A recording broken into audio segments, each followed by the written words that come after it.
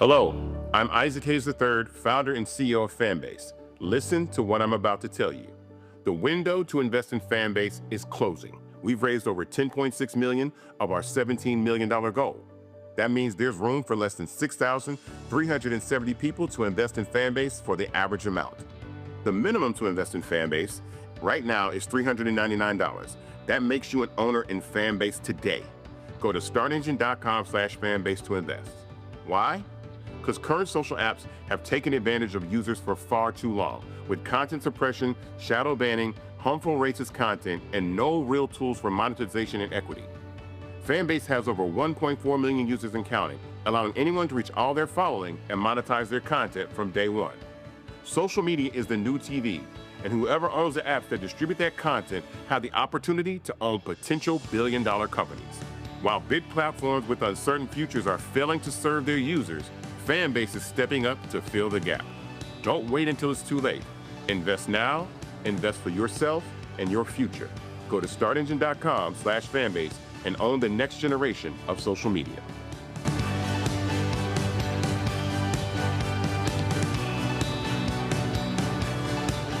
Black Star Network is here. Oh, no punch! I'm real revolutionary right now. Thank you for being the voice of Black America. All momentum we have now, we have to keep this going. The video looks phenomenal. See, there's a difference between Black Star Network and Black-owned media and something like CNN. You can't be Black-owned media and be scared. It's time to be smart. Bring your eyeballs home. You dig?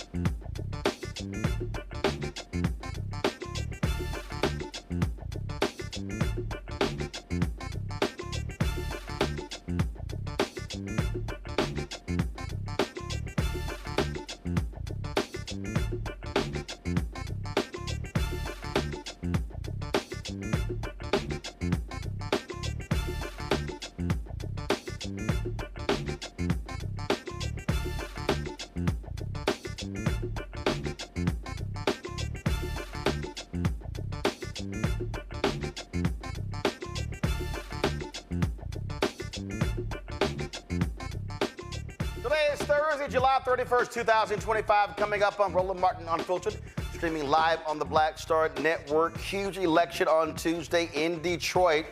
They'll be voting on a new mayor. One of the candidates, Mary Sheffield, City Council President, will be joining us today on Roland Martin Unfiltered to lay out her plans for the Motor City if she is elected mayor. In Texas, the battle over redistricting continues. Democratic House Leader Hakeem Jeffries is in Austin, standing with Democrats there. We'll show you some of the comments that are also being made at a lot of the hearings, and folks have not been happy with Republicans who continue to lie, acting as if they had no maps drawn up, even though they dropped them the next day. Also, mental health crisis. It used to be that black children, black youth were far behind white teens when it came to suicide. That is no longer the case. We'll talk to an expert about that very issue. More stupidity from Donald Trump. Oh, let's cut SNAP benefits, Medicaid. But sure, let's build a new $200 ballroom on the White House grounds. Why not? Plus, on today's show, we will talk about more craziness in this country. Y'all been seeing all this talk about this beating in Cincinnati and that white MAGA, MAGA's been going crazy. There were some things that happened prior to that beating. I'll share that with you as well. Time to bring the funk on Roland Martin Unfiltered on the Black Stud Network. Let's go. He's got it. Whatever the miss, he's on it. Whatever it is, he's got the scoop, the fact, the find. And when it breaks, he's right on time and it's rolling. Best believe he's knowing. Putting it down from sports to news to politics. With entertainment just for kicks, he's rolling. It's on go, roll, y'all. It's Roland Martin,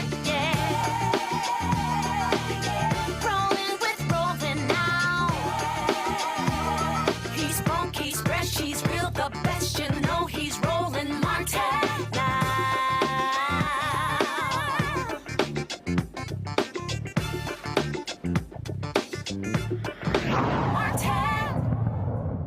Folks, y'all have heard me say numerous times, every election matters, especially local elections. Well, there's a big mayoral election taking place in Detroit on Tuesday. Lots of candidates running. One of the folks who's running is Mary Sheffield, council president. Of course, when you look at polling data, she's leading in the polls, but you know what? It all comes down to, fighting for every single vote. She's been on the city council since 2013. There are 8 other people in the race as well. Mary Sheffield joins us right now. Good to see you again. I saw you a few weeks ago when I was in Detroit, picking up an award from the NAACP there. So y'all, of course, y'all know backstage, I was messing with her because she was going over her speech. I was like, just speak off the cuff. Just don't even read the speech. All right, glad to have you here. Why do you want to be mayor of Detroit? Well, thank you for having me, Roland. Always good to hear you, and I can't see you, but it's all good. I'm here. Okay, we can see you. All right. We can see you. We're good. All right. But I'm running for mayor because Detroit has so much potential, and we've made tremendous progress. I mean, everyone, not just in Detroit, but really around the country, has talked about and is seeing the resurgence of our city. But in the midst of that resurgence, there are still far too many neighborhoods. There's still far too many people who have not felt the growth and progress of our city. And as a lifelong Detroiter, someone who was born and raised in Detroit, I have a deep passion and love for our city. And I've served this city the last 12 years working to lay the foundation to help the city emerge from the largest municipal bankruptcy in the country. I feel that it is my obligation to ensure that the growth and the momentum and the resurgence continues in a way that's equitable and that is actually touching more people here in the city of Detroit. That's an important point because when we looked at a lot of the expansion that's taken place over the last 8 years, Mike Dugan has been the mayor. I've heard from people who say, hey, it's benefited developers, but not necessarily small businesses. And at the end of the day, if you don't have residents, I mean, you can have brand new buildings, brand new shiny things, but you still kind of need people in order for a city to grow and prosper. I wholeheartedly agree with you. And when we talk about actually taking Detroit to the next level and Detroit rising higher than what it is today, this next administration has to be focused on how do we actually get people to not just come and patronize our businesses, come to our downtown, but actually see themselves living in our city. And so my focus is going to always be how we build walkable, vibrant neighborhoods, how we creating a place where families once again can live in Detroit in order for us to grow our population and really take Detroit to the next level. Because as you mentioned, we can build buildings and invest in our downtown and midtown. But ultimately, if we want people to see themselves living here, raising their families here, growing our population, and attracting and retaining our young people, we have to go back to neighborhoods and housing and all of the social issues that I think are so important here in our city. You are there in the Midwest, and the reality is when you look at the numbers, you're losing people. They're leaving Michigan, Wisconsin. They're leaving these states, Illinois, Missouri, and so a lot of that is driven by economics. And so What is your plan to attract businesses to set up shop in Detroit that would supply the jobs, obviously for the longest, more than 100 years? It's been about the auto industry there in Detroit. But how do you look to diversify your economy there that will then attract people, attract homeowners? Yeah, well, let me first say Detroit's population has recently seen an increase after decades of decline. We just celebrated maybe about a couple of months ago another population growth for 2 consecutive years. So we are starting to move in the right direction. We are not any longer losing population, we're gaining, but it's not at the speed I think that we all want to see. And so for me to continue to attract different industries to Detroit, we have to make sure that Detroit is a business-friendly city. What we oftentimes hear is that it's extremely difficult to open up a business or for industries to move to Detroit because of red tape, because of bureaucracy. And if you go to other cities, they don't have to experience that much difficulty getting into city government and opening up those industries and businesses in their cities. And so we're going to work on improving the culture of how business is done in Detroit.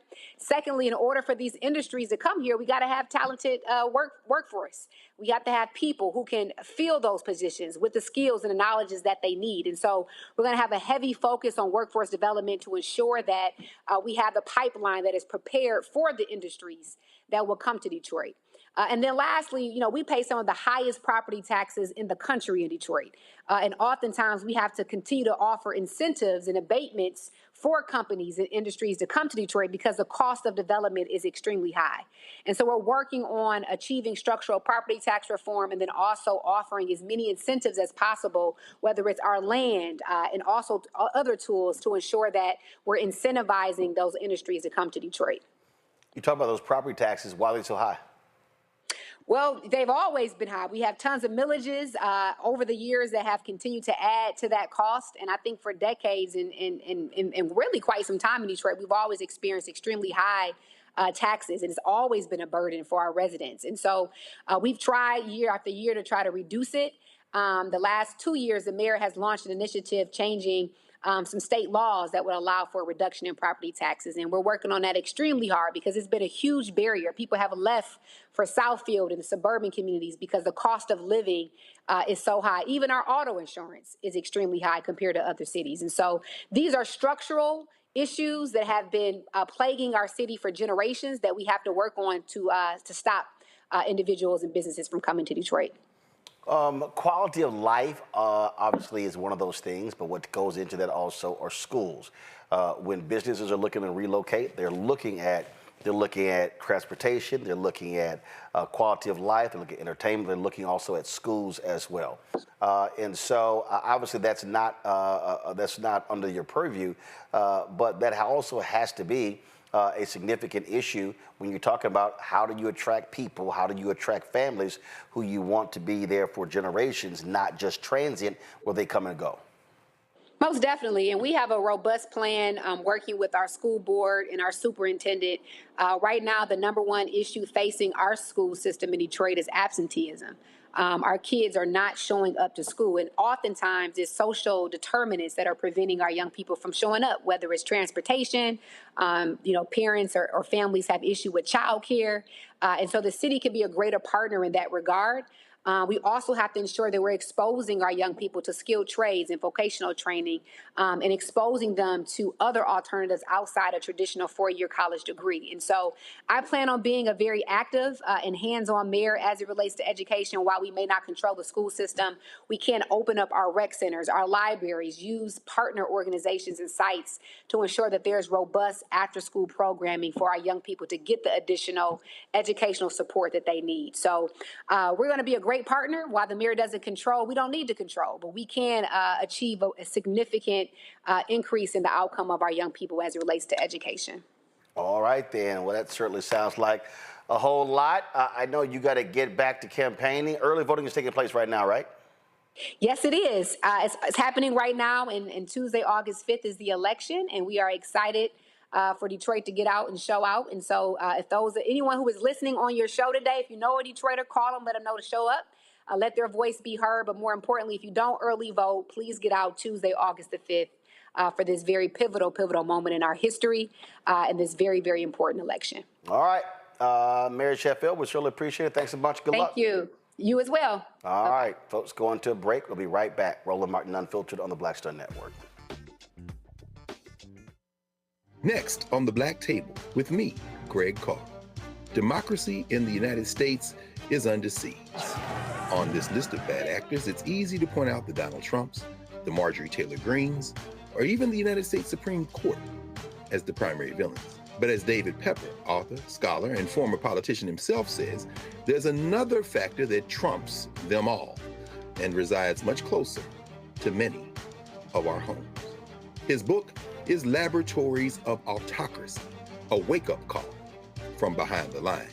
So these state houses get hijacked by the far right, then they gerrymander, they suppress the opposition, and that allows them to legislate in a way that doesn't reflect the people of that state. David Pepper joins us on the next Black Table, here on the Black Star Network. This week on the other side of change, Zohran Mamdani, the New York City mayoral race, and this progressive wave that has sent such a shockwave through all of New York City and really the rest of the country. Jamal Bowman is going to help us understand what this mayoral election means and how we make sure that it translates across the nation. Can you imagine national Democrats like identifying themselves as having flavor or riz or swag? Like, absolutely not, right? So hopefully the city does what it can in November to help resurrect this dying party and honestly just resurrect our democracy. Only on the other side of change on the Black Star Network. This is Tamala Mann. And this is David Mann. And you're watching Roland Martin Unfiltered.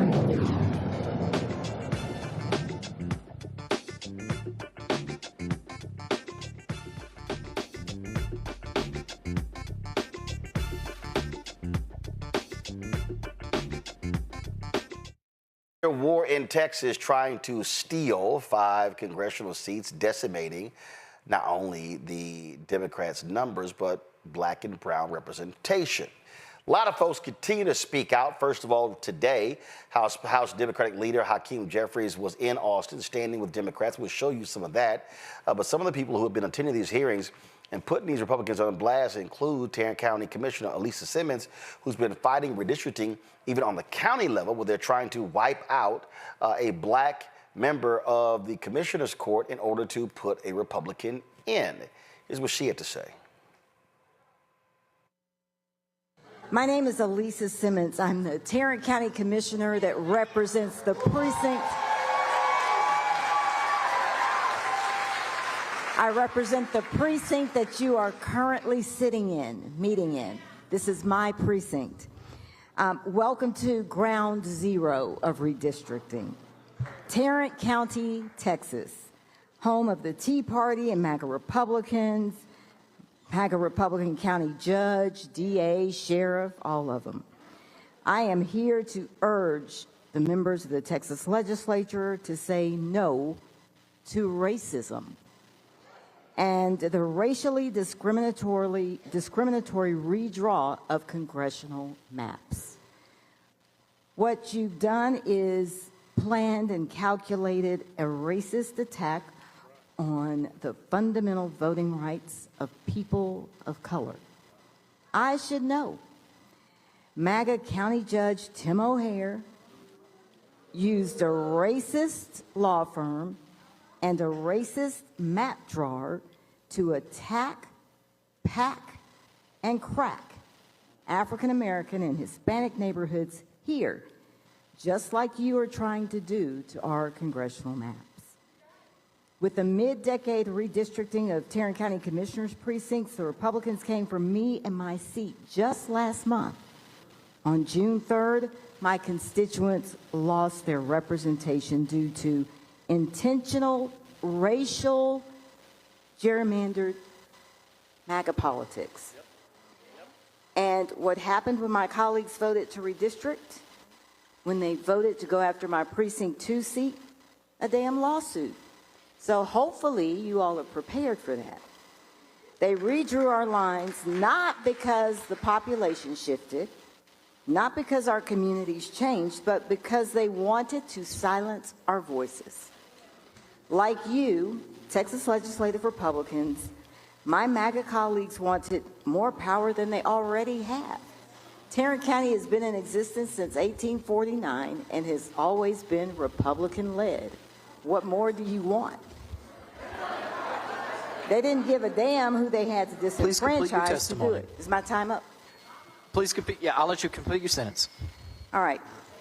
That wasn't fair. That wasn't democratic. It was designed to rig the game before the whistle even blew. And now Texas Republican leadership is behind closed doors, haven't seen a map or a redistricting proposal from you guys doing the same thing. But we're here today to say no to racism and racially discriminatorily redrawing of congressional maps. Thank you all. Members, any questions for this witness? Representative Emanuel is recognized to question the witness. Oh, Commissioner, we might, it's okay. Just remember, just stay at that microphone until we might have some questions for you. Representative Emanuel is recognized to question witness. Yes, sir. Had a quick question. I know you were saying that because of this, it's going to cause a lawsuit. Is your county right now flush with cash, or do you all have an oversurplus of cash? I'm asking for an intent, so I'm asking. No, sir, we are not flush with Okay, cash. so you're not. Second thing is, obviously you wouldn't know, but as of right now, since this will possibly be going to litigation, do you know how much the county is already having to spend to try to, affirm what they've already done to the seat with redistricting? Yes, we have hired the racist, the firm that drew the racist map. Mm-hmm. We paid them to draw the racist map, $30,000, and now we've hired them to defend the damn racist map, and at $250,000. Okay. So that's just the beginning. That's just the beginning. Yes. So we're already well above what, $300,000? Yes, in less than a month. Okay, and then how is that end up going to be paid back? I mean, I know the county's going to do it, but where is that? Their money. These So this is going taxpayer to come dollars. from taxpayers, Yes. who are already disenfranchised, as well as people who are not disenfranchised. Correct. So this is going to increase taxes in your county. It probably will. Okay, I just wanted to confirm that. Thank you. You, sir. Mr. Chairman. Yeah, Mr. Turner, recognized question witness. Mr. Chairman. Thank you, Mr. Chairman. Commissioner Simmons, thank you for being here, and thank you for your leadership for our county and for our precinct. You talked about the Tarrant County mid-decade redistricting, and I'd like you just to inform the committee how your Republican colleagues on the Commissioners Court went about achieving it. Just correct me if I'm wrong, but they took heavily minority neighborhoods from Precinct 2, which you were elected to represent, and packed them into Precinct 1, which is an existing majority minority commissioners precinct. Do I have that basically correct? That's correct. So Precinct 2, as politicians you know, is a competitive district. Precinct 1 is decidedly Democratic. Precincts 3 and 4 are decidedly Republican. So, hey, if the Republicans run a good race, they maybe could have beat me, but they didn't. And so it's a competitive district, and so yes, my precinct, the CVAP voting age population was 48.9% black and brown. And with redistricting, it's now 38% black and brown. So they've decimated precinct 2. Okay. So basically, when they do these racial gerrymanders, like we're about to see in this congressional map, there's basically two ways to do it, right? You can crack a minority community and thereby dilute votes across several districts, and or pack minority voters into as little geography as possible.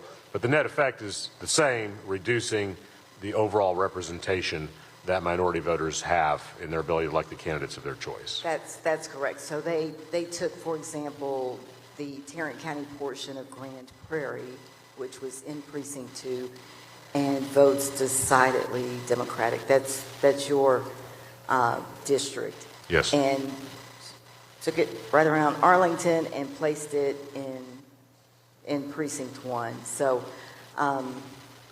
you know, they cracked Precinct 2 very well and put them into Precinct 1. Thank you for walking us through that. Thank you, Commissioner. Thank you, sir. Now, folks, yesterday at another hearing, Reverend Dr. Frederick Douglass Haynes, senior pastor of Friendship West Baptist Church, he also spoke to the room. Check this out. Give us your testimony, sir. Thank you, Mr. Chair. My name is Frederick Douglass Haynes, and that name has been used earlier. I want to commend you because there are two governing principles that have informed how you have presided today. Number one, you said that we are going to follow the rules. Number two, you also mentioned that every American deserves to be heard. It is my prayer that that would govern how we respond to the wannabe kings the wannabe king from Washington, D.C., dictating that we redistrict at this inopportune time already districts that have been well gerrymandered. And so I'm asking, number one, that we follow the rules of justice. Justice, according to Michael Eric Dyson, is what love sounds like when it speaks in public. Justice means that all of us, your number two principle, deserve to have our voices heard. With this particular dictate coming down from Washington, D.C., our voices will not be heard. I'm asking, Mr. Chair, that indeed this committee reject what's coming from Washington, D.C., and ensure that our voices are heard, and not only that our voices are heard, but that we follow the rules of justice. I basically say with what has been said before, most, if not all, on this committee have some kind of religious affiliation. According to my understanding of Christianity and most religions, there is a belief in justice. If there is a belief in justice, it especially is concerned with ensuring that the voiceless have a voice. Please do not rob the voiceless of a voice with a racist redistricting that follows the dictates of someone who wants to be the king and not the president of the United States of America. In a few months, many of us are going to celebrate what happened 70 years ago when Rosa Parks decided that she would stand for justice by not giving up her seat. I've always wondered about all the other folk on the bus that December 1st day. What did they do? Rosa Parks, we agree, was on the right side of history because she took a stand for what was right and just. The others were on the wrong side of history because they did not take a stand at all, or they went along with what was wrong.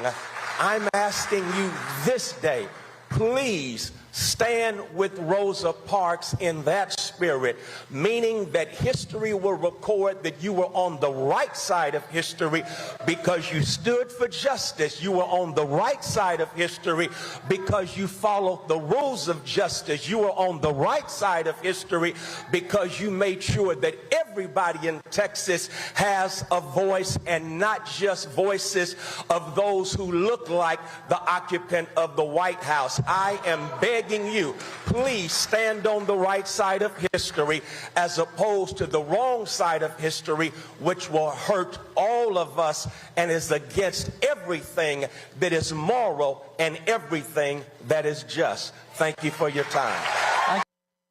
So, folks, I was sent this video of Samuel Garcia, fellow Texas A&M Aggie, and I just love what he had to say. So we're going to play this last one before we go to Commissioner Simmons. So y'all check this here out.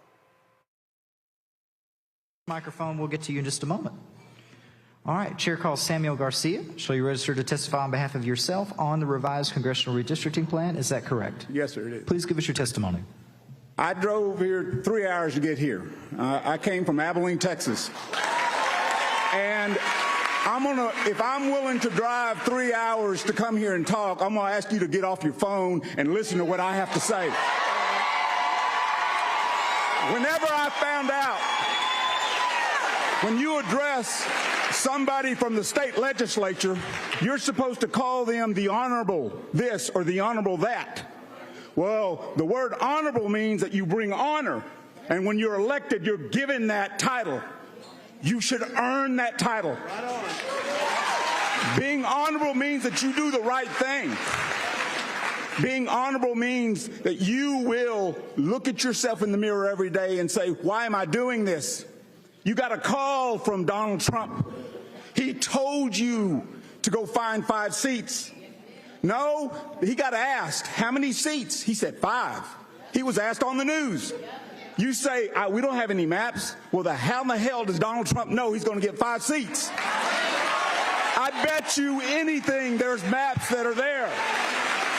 Those maps are there, and they're sitting on his desk, and he's waiting for you to do it. This is ridiculous. A man a few days ago was arrested because he spoke too long at the lectern. He spoke too long, and y'all said, oh, he had to be arrested because he broke the rules. How many of you are going to get arrested for breaking the rules of mistreating the citizens of this state? You're breaking the rules. We are the citizens of this nation. We're the ones. It's supposed to be bottom up, not top down. I'm going to say this one thing to you. You know it's wrong. In your heart, you know it's wrong. And here's what I'm going to ask you. When your kids or your grandkids ask you one day, as a state representative, did you always do the right thing? You got 2 answers that you can choose from. You're either going to have to admit to them that, no, sometimes I did things just for power. Sometimes I did that. Or you're going to have to lie to your kids and lie to your grandkids and tell them you did it because you believed it, because you know this is wrong. This is wrong. I grew up. Please complete your testimony. I'm an Aggie, and I bleed Aggie maroon. In Aggies, we say, Aggies, we don't lie, cheat, or steal, and we don't tolerate those who do. But the other thing is, soy mexicano. And my mother would look at you today, and say, sin vergüenza. Members, any questions for this witness?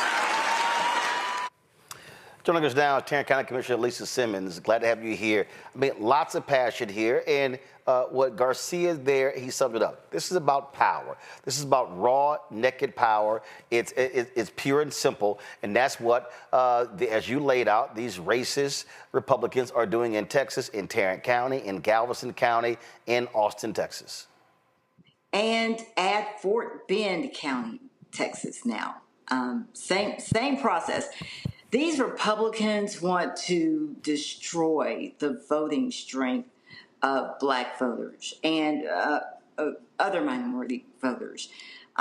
They want to illegally throw the racial and political makeup of this county and this commissioner's court out of balance. Same thing they're doing with the congressional maps. It is obvious racism. What I want people to stop doing is calling it a power grab. These guys have the power. This is racism, pure and simple. They've got the power. They want absolute dominion. They want dominion. So this is racist, and we need to continue to say that, call it what it is, call a thing a thing.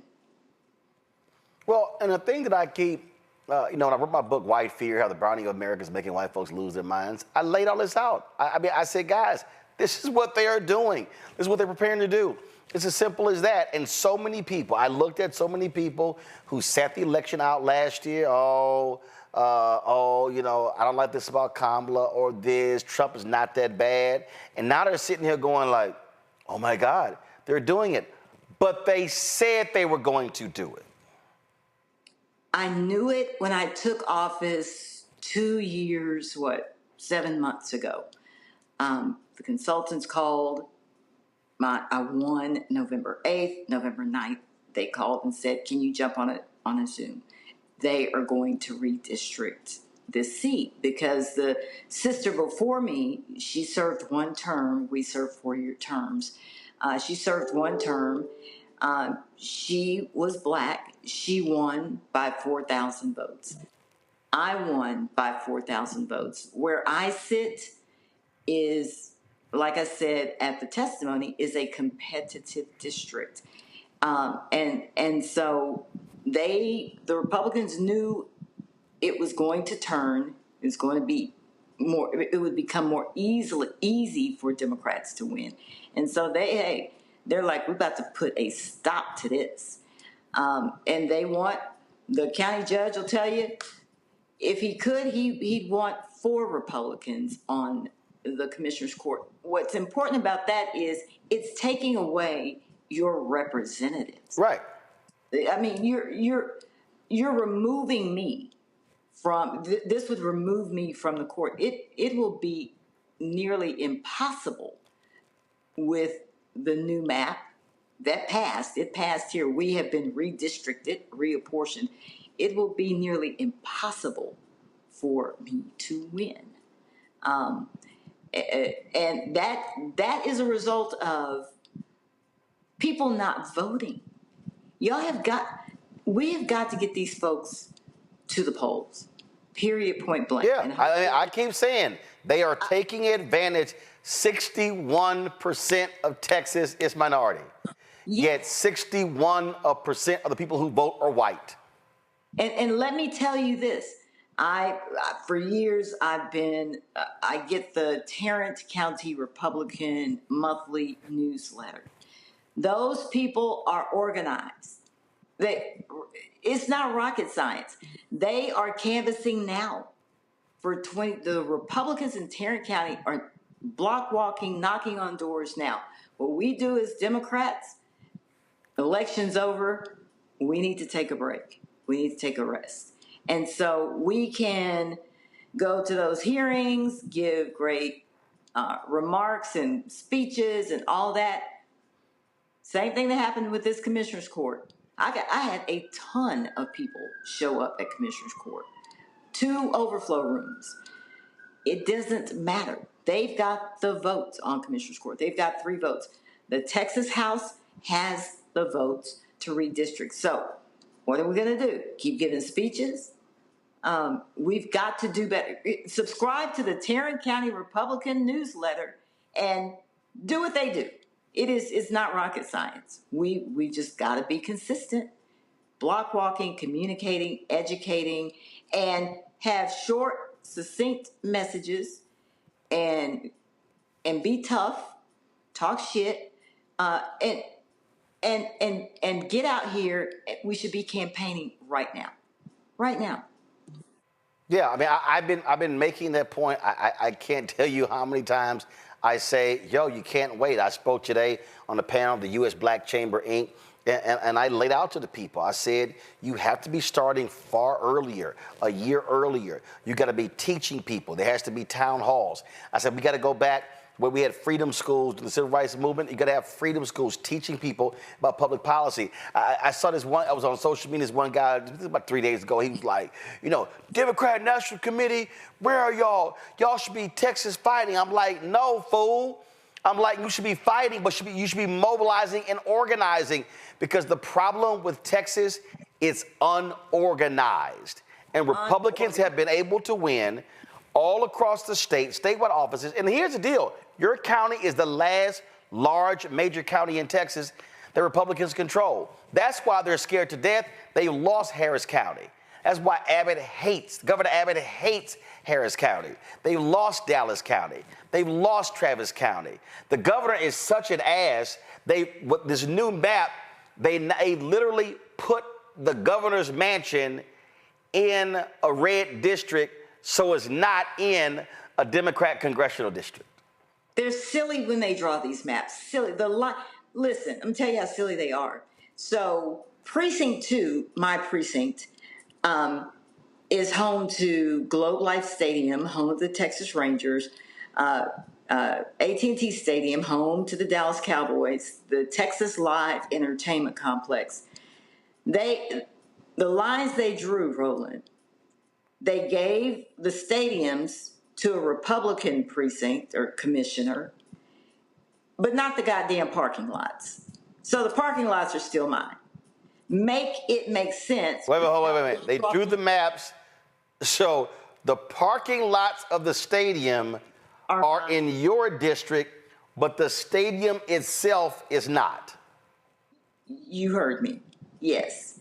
And so I guess that's, I've driven, I might go meet people for lunch at Texas Live, and they have a jacked up parking lot. And I told my road and bridge director, I said, hey, let's use some discretionary funds. And I know the Rangers don't need county dollars, but I want that parking lot fixed. So we can use some discretionary funds and help them repair that parking lot. And so I guess they want me to use my discretionary funds to repair parking lot. Make it make sense the way they drew these lines. And you're from this area, a lot of your listeners aren't, so this won't mean much to them. But Grand Prairie, Texas, the Tarrant County portion, is precinct 2, and it votes decidedly Democratic. They have moved Grand Prairie, Texas, round past Arlington and put it into precinct 1. So precinct 1, Democratic, always going to be. Did Commissioner freeze there? I think she froze. Let's see if we can get her. Let's see if we can get her back there. We lost a signal right there. The thing that we're seeing, folks, I mean, we literally are seeing some absolutely shameful behavior that's coming in Texas. But again, we warned people about this. And when the commissioner talks about how you have to mobilize and organize, how you have to, get folk focused. Again, that's how you defeat this. Y'all, this ain't rocket science. It's really not. And so you can be mad and pissed off. The question is, what are you going to do about it? I'm going to go to a break. We come back. I'm going to bring my panel up. Hopefully we can get the commissioner back. But also, some Democratic governors are saying, okay, FAFO, let's go. You're watching Roland Martin Unfiltered on the Black Star Network. On the next Get Wealthy with me, Deborah Owens, America's Wealth Coach, Black Americans have 1/10 the wealth of their white counterparts. But how did we get here? It's a huge gap. Well, that's why we need to know the history and what we need to do to turn our income into wealth. Financial author and journalist Rodney Brooks joins us to tell us exactly what we need to do to achieve financial success. You can't talk about why we are, as Black people, where we are, unless you talk about how we got here. Bridging the Gap and Getting Wealthy, only on Black Star Network. Next on the Black Table with me, Greg Carr.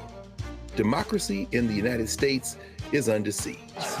On this list of bad actors, it's easy to point out the Donald Trumps, the Marjorie Taylor Greens, or even the United States Supreme Court as the primary villains. But as David Pepper, author, scholar, and former politician himself says, there's another factor that trumps them all and resides much closer to many of our homes. His book is Laboratories of Autocracy, a wake-up call from behind the lines. So these state houses get hijacked by the far right, then they gerrymander, they suppress the opposition, and that allows them to legislate in a way that doesn't reflect the people of that state. David Pepper joins us on the next Black Table, here on the Black Star Network. How you doing? My name is Mark Curry, and you're watching Roland Martin Unfiltered. Deep into it, like pasteurized milk without the 2%. We getting deep. You want to turn that shit off? We're doing an interview, motherfucker.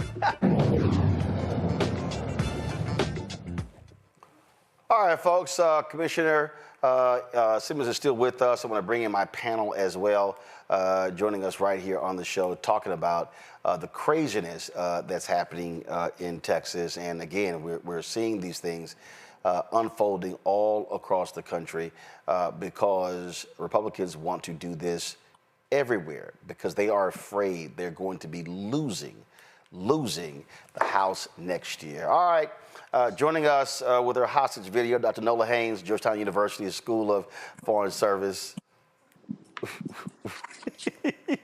Dr. Greg Carr, Department of Afro-American Studies, Howard University, D.C. Michael Brown, former chair, DNC Finance Committee, D.C. as well.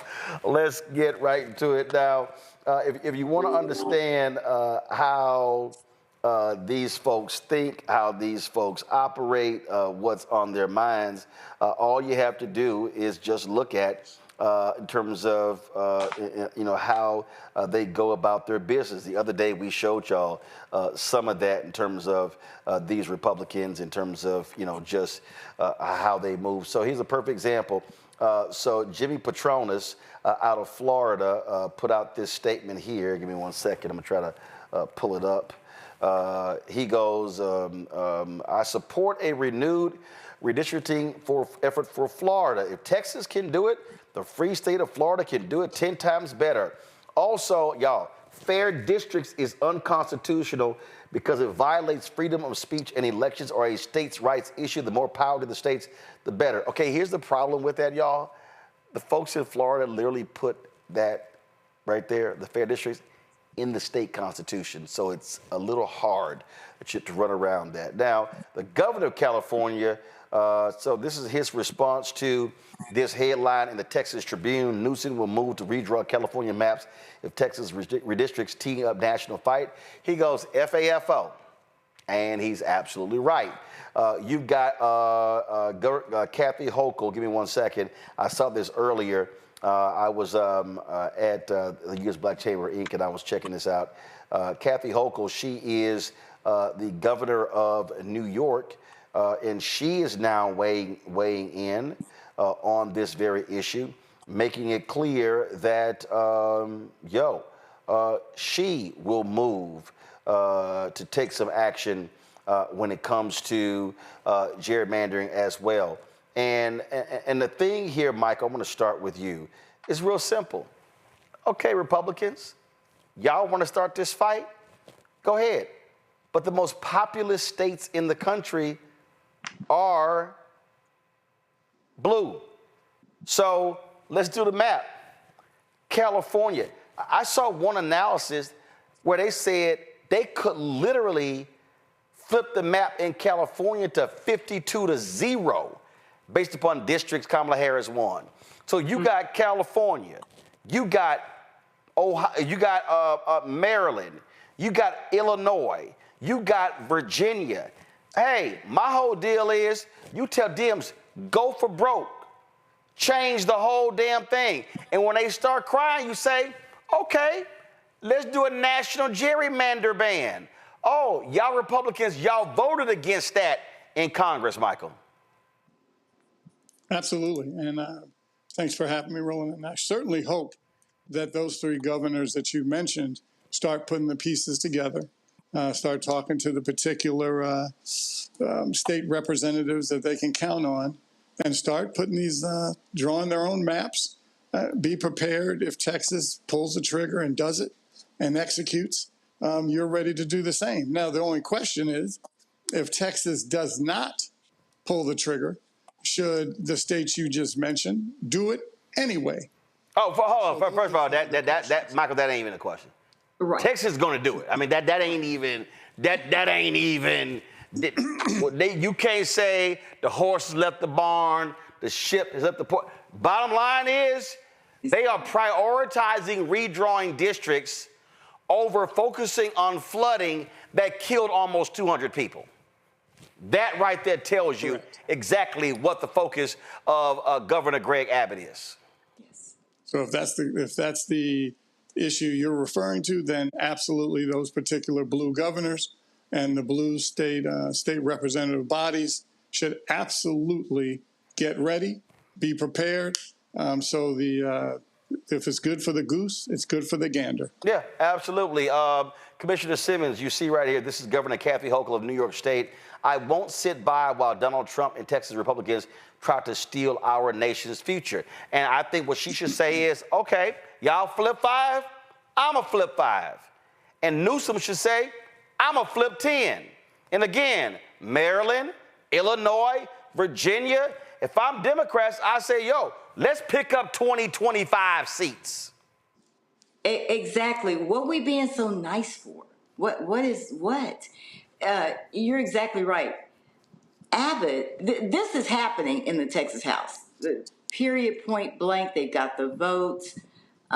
They jacked around and had some check the box, play, public hearings.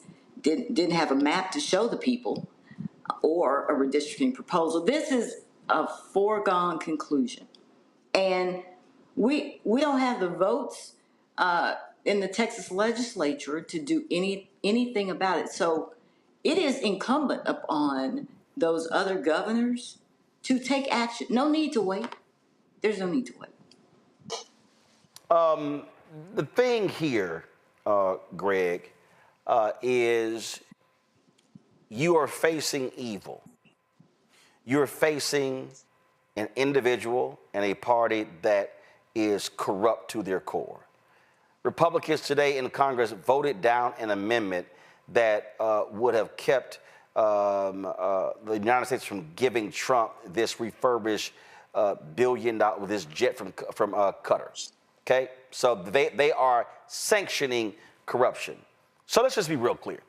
I don't want to hear another one of these bullshit speeches from Senator Cory Booker or any House member. My dear friend, I know your heart. I know you're a person of decency. I don't want to hear the honorable so-and-so. These people are not honorable. They're not decent. They're not fair. They're not moral. And when you're facing someone like that, you treat them accordingly. You do. You do. Unless you don't. And our dear brother Cory Booker is speaking a language they don't understand. And anyone who would say, well, you have to, when they go low, we go high. With all due respect to our former First Lady, Michelle Obama, and anyone else who thinks that way, you're not a student of American history. I simply have to get back in the trenches because I don't want to see another Black Table commercial for one that we already did, although David Pepper is a very important person in this question of redistricting. But one of the first people we're going to schedule to talk to is the author of this brand new biography of Charles Sumner, a remarkable senator. So, Senator Booker, I would really strongly advise you, brother, to read the biography of Charles Sumner, read what he wrote, and read the new book. The book ends with Charles Sumner on his deathbed imploring the United States Senate to pass what became the Civil Rights Act of 1875, which was ultimately overturned by the Supreme Court and sabotaged by the House of Representatives. But I bring it up for this reason. Charles Sumner, who, if people know him at all, they probably know from when Preston Brooks of South Carolina beat him within an inch of his life on the floor of the United States Senate. Charles Sumner had no compromise.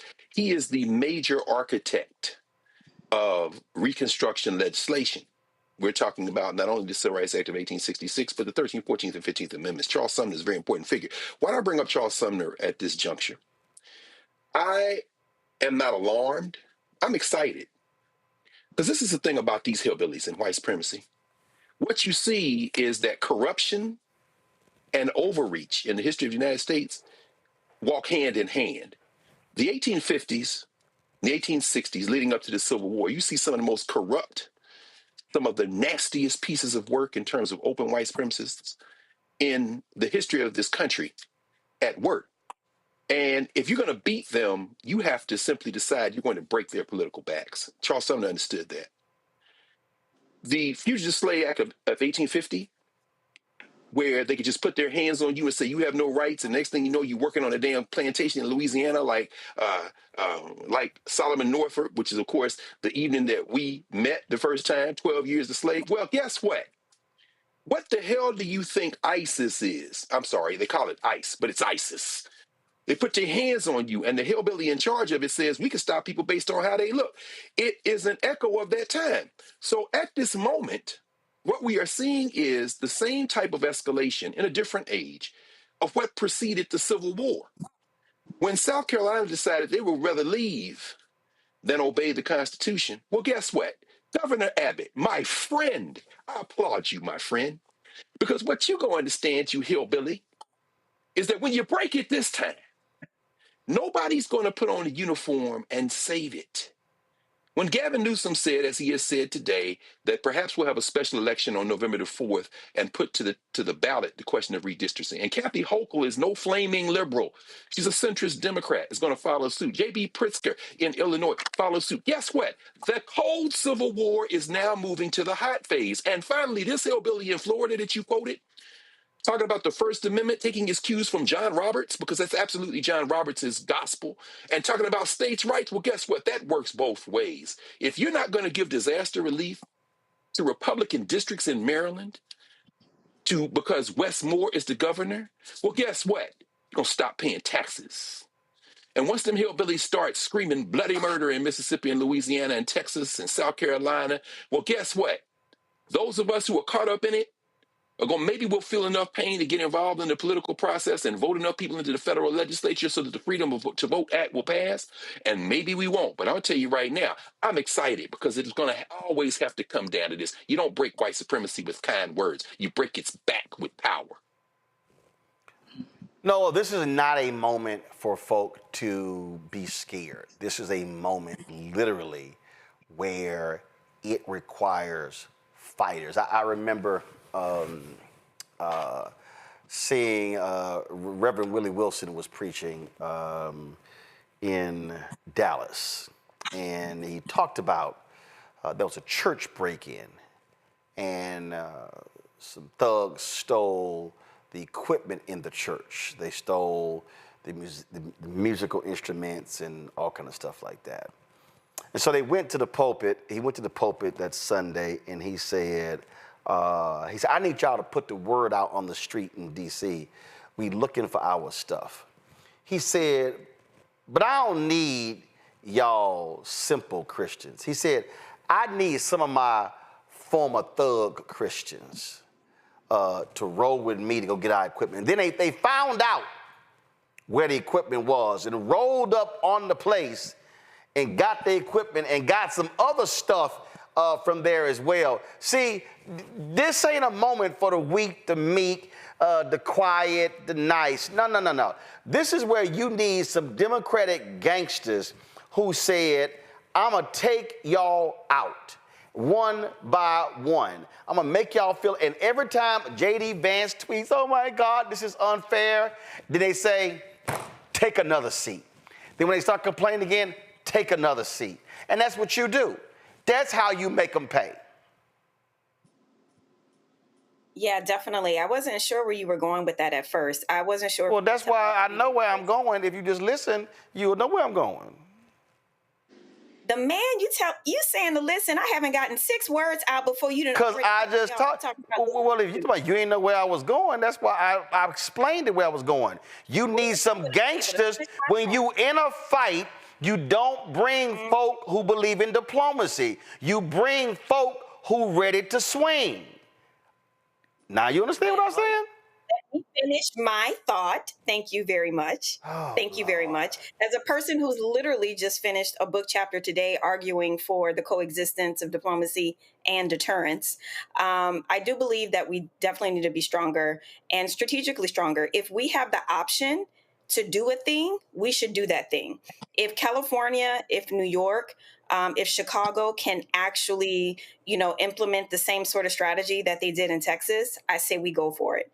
I think this hemming and hawing, and I understand from the perspective of you're trying to figure out, if I make this move, is the person in office, 2-3 years down the line, will they do it and use it against? It's all these things that go into this type of thinking.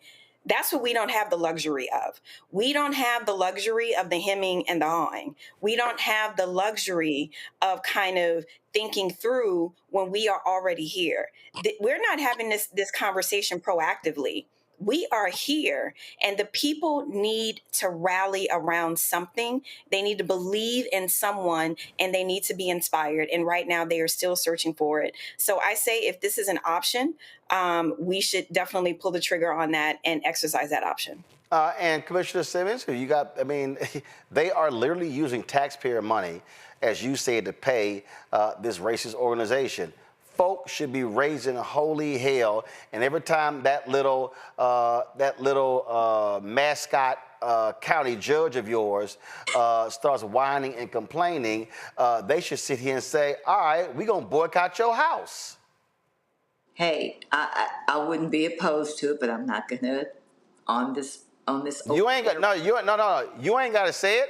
I said it. If y'all in Tarrant County, hey, laws are allowed. Protest at his house. That's right. Start at 6 a.m. Wake his ass up.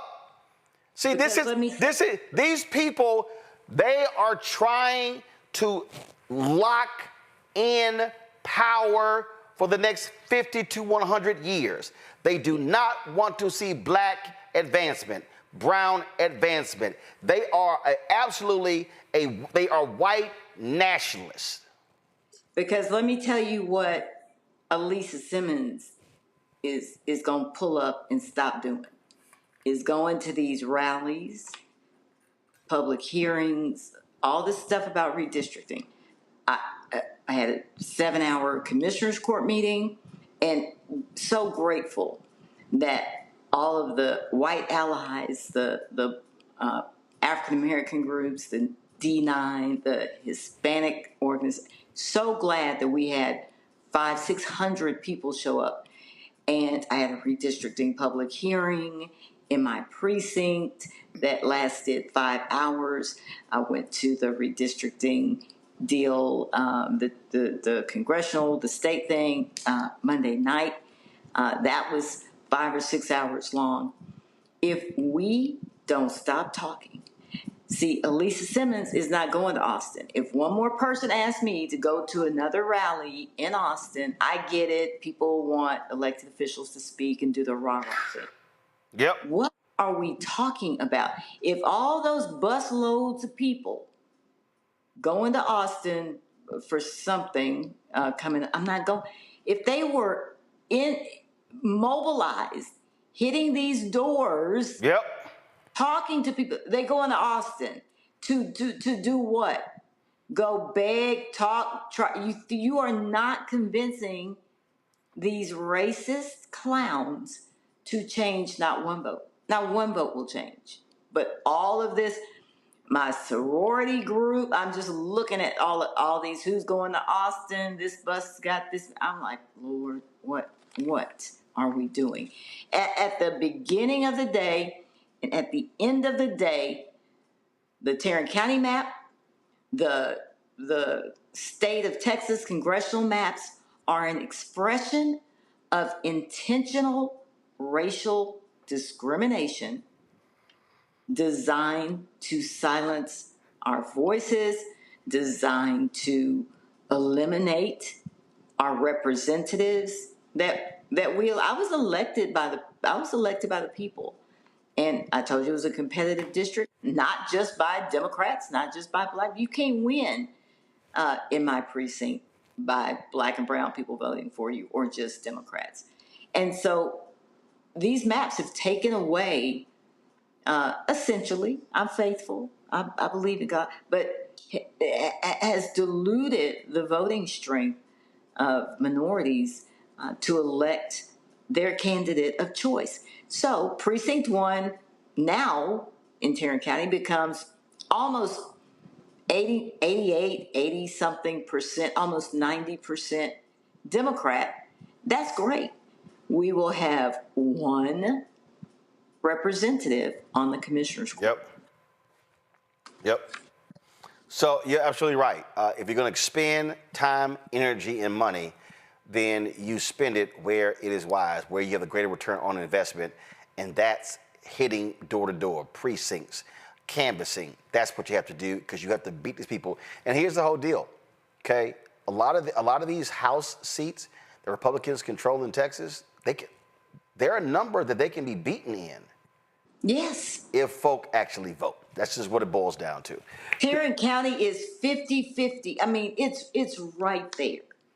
And we in Tarrant County, we have, according to the Tarrant County Democratic Party, we have more registered Democrats in Tarrant County. We got to pull them out of their homes into the polls. Yep, there you go. Commissioner Simmons, we appreciate it. Keep up the good fight. Thank you, sir. Folks, got to go to a break. We come back. Vice President Kamala Harris drops a new video. She's got a book out. We'll talk about that. Also, what's the latest stupidity coming out of the White House? Take your pick. Folks, you're watching Roland Martin Unfiltered on the Black Star Network. Support the work that we do. Join the Bring the Fuck fan club. Your dollars make it possible to continue to do the work that we do. You want to contribute via Cash App? Here's a QR code right here. Click the get the Cash App pay button to contribute. You can use this for credit cards as well. You want to see checking money orders, make it payable to Roland Martin Unfiltered. P.O. Box 57196, Washington, D.C. 20037-0196. PayPal's R. Martin Unfiltered, Venmo, RM Unfiltered, Zelle, Roland at RolandSMartin.com, Roland at RolandMartinUnfiltered.com. We'll be right back. Next on the Black Table with me, Greg Carr. Democracy in the United States is under siege. On this list of bad actors, it's easy to point out the Donald Trumps, the Marjorie Taylor Greens, or even the United States Supreme Court as the primary villains. But as David Pepper, author, scholar, and former politician himself says, there's another factor that trumps them all and resides much closer to many of our homes. His book is Laboratories of Autocracy, a wake-up call from behind the lines. So these state houses get hijacked by the far right. Then they gerrymander, they suppress the opposition, and that allows them to legislate in a way that doesn't reflect the people of that state. David Pepper joins us on the next Black Table, here on the Black Star Network. This week on the other side of change. Zohran Mamdani, the New York City mayoral race, and this progressive wave that has sent such a shockwave through all of New York City and really the rest of the country. Jamal Bowman is going to help us understand what this mayoral election means and how we make sure that it translates across the nation. Can you imagine national Democrats like identifying themselves as having flavor or riz or swag? Like, absolutely not, right? So hopefully the city does what it can in November to help resurrect this dying party and honestly just resurrect our democracy. Only on the other side of change on the Black Star Network. Hey, yo, what's up? This is Mr. Dalvin right here. What's up? This is KC. Sitting here representing the JODECI, that's Jodeci. Right here on Roland Martin Unfiltered.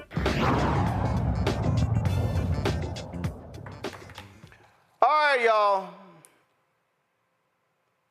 Trump's an idiot. Okay, next story. All right, just messing with you. Folks, we know that's be true. The twice impeached, criminally convicted felon-in-chief, Donald Trump, escalating trade tensions once again. The fresh wave of tariffs had to hit dozens of countries at 12:01 a.m. on Friday. But now he's saying, okay, no, Mexico, I'm not going to do it. Okay, another country going to do it. I love this here. Hey, South Korea, they're going to spend almost $500 billion with us. So South Korea is going to spend a quarter of their GDP. Dude, stop lying. He threw out Japan. Oh, they're going to give us $500 billion and we're going to make lots of money. Japan's like, nah, no, we're not. No, we're not. I mean, we literally have an idiot who is engaged here. He thinks that he should get a Nobel Peace Prize. He is so jealous of Obama. And so now they're like, oh, Donald Trump, look at all the wars that he stopped. That's also sheer stupidity. Now we have the idiot announcing, oh, we're going to build a $200 million ballroom at the White House because that's what we need. And so he's personally overseeing the construction of this new ballroom. Okay, y'all, like seriously. Now, we have existing facilities in the White House, but he's like, no. We need a new ballroom. And so you know what's going to happen. It's going to be gold shit everywhere. I mean, you know it's going to be one of the ugliest damn rooms you ever seen. And so what he's doing is he's literally trying to turn the White House into that piece of crap place where he is at Mar-a-Lago. So this is a rendering that they posted that we should do. So we got that. And then he's going to get the $1 billion jet. So that federal government, see, I love this here. The federal government is going to pay more than $1 billion to upgrade the jet from Qatari government.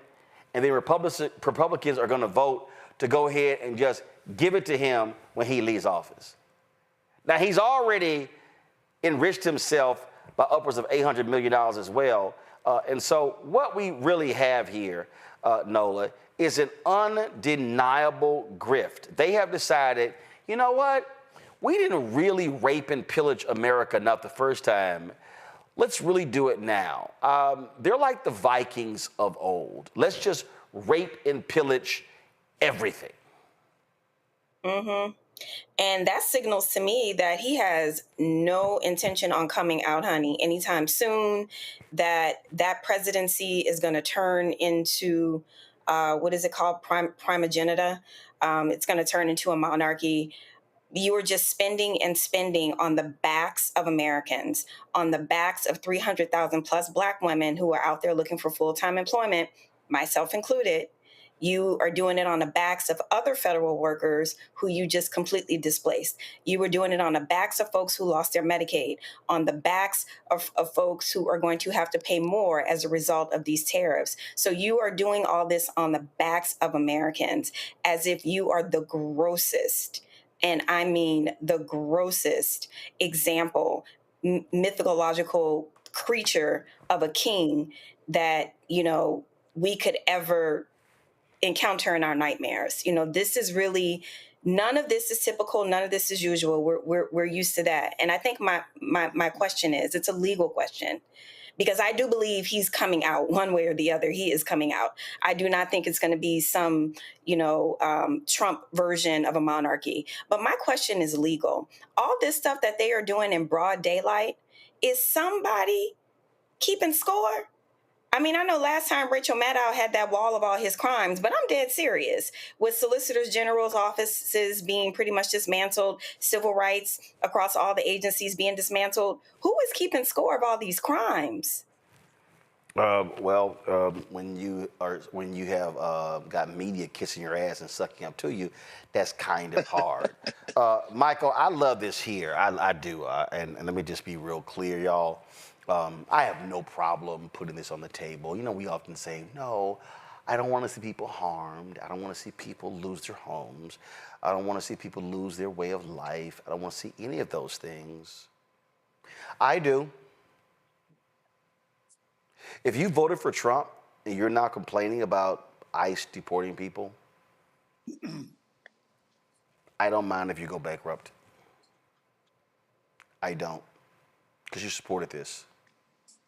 See, I remember reading in history, and I believe this was a huge mistake by Lincoln in the North, allowing the racist plantation owners to reassert an oath to the United States to get their property back. No, you don't get it back. So take this fool in Alabama, okay? Nope. This fool may go bankrupt because of the workers, but he says, I still stand with Trump. I hope he loses everything. Watch this. Huge job for the community. Well, the community's going to miss out if we can't get it finished. Superintendent Robbie Robertson, who chose to conceal his face, told Reuters that it was a recent ICE raid on a job site in Florida, more than 200 miles away, that spooked his staff. I know that we have lost a lot of our workers because of their hearing about these raids. We have got some of them back, but we're now about half capacity, which basically hurts our work production. Immigration raids on building sites, part of an expanding crackdown by President Donald Trump on work sites across the country, are causing major disruptions to the construction industry, according to Reuters interviews. Robertson said his company faces a $4,000 penalty for every day it runs past its November 1st deadline, already a potential cost of $84,000. And those raids happen a good bit away from here. There's a lot of closer jobs than this one, so I know they're all being affected as well. About 1.4 million of the roughly 11 million people in the U.S. illegally work in construction, more than any other industry. That's according to the Migration Policy Institute, a nonpartisan think tank. And construction industry leaders say those workers are hard to replace with native-born Americans because most don't have the skills. They're willing to do it. The Hispanic descent, they basically are stepping up and will do some of the hard work. But I am a Trump supporter, like I said, and I do think there is a way to go about doing this, but I just don't think the raids is the answer. Oh, really? Michael, I hope Robbie goes bankrupt. And Robbie, who clearly is not showing his face or his identity, well, I guess we know his name, Robbie. White supremacy is more important to him and others like him, or that think like him, is more important than their own self-preservation. And that's hard to compete with when Democrats are talking about, when we are talking about messaging of policy, democracy. None of that matters if white supremacy is your top priority. And so as people of color and black people and brown folks continue to rise both economically, politically, political power, that's a problem. And so if my farm or company or business or I lose my home, but that's okay because we have a president that supports white supremacy. That's what I care about the most for a lot of people. Not all white folks, obviously, but many. And then, of course, you have the blackface MAGA, who I call the help. Folks like so-called pastor, who we've never heard of, so-called best-selling author of a book we've never heard of. But because MAGA promotes him, now all of a sudden, Vince Ellis gets some airtime. So listen to this fool speaking at the Racist Turning Point USA conference. And we're going to continue to do these great things. And for these people that want to complain, that want to sit back, who want to cry, who want to talk about how hard it is, I'll tell you what we'll do for you. You want to talk about DEI, diversity, equity, and inclusion? Yeah, you do need DEI because you're inferior. Yeah, you need it. I don't need it. You walk into my world with a DEI stamp on your chest, and I'm going to slit your throat. I want to see you come, telling me you didn't earn it. I want to see you come into my world talking about I need respite and I need a handout. Yeah, I'm going to be smiling at you, boy.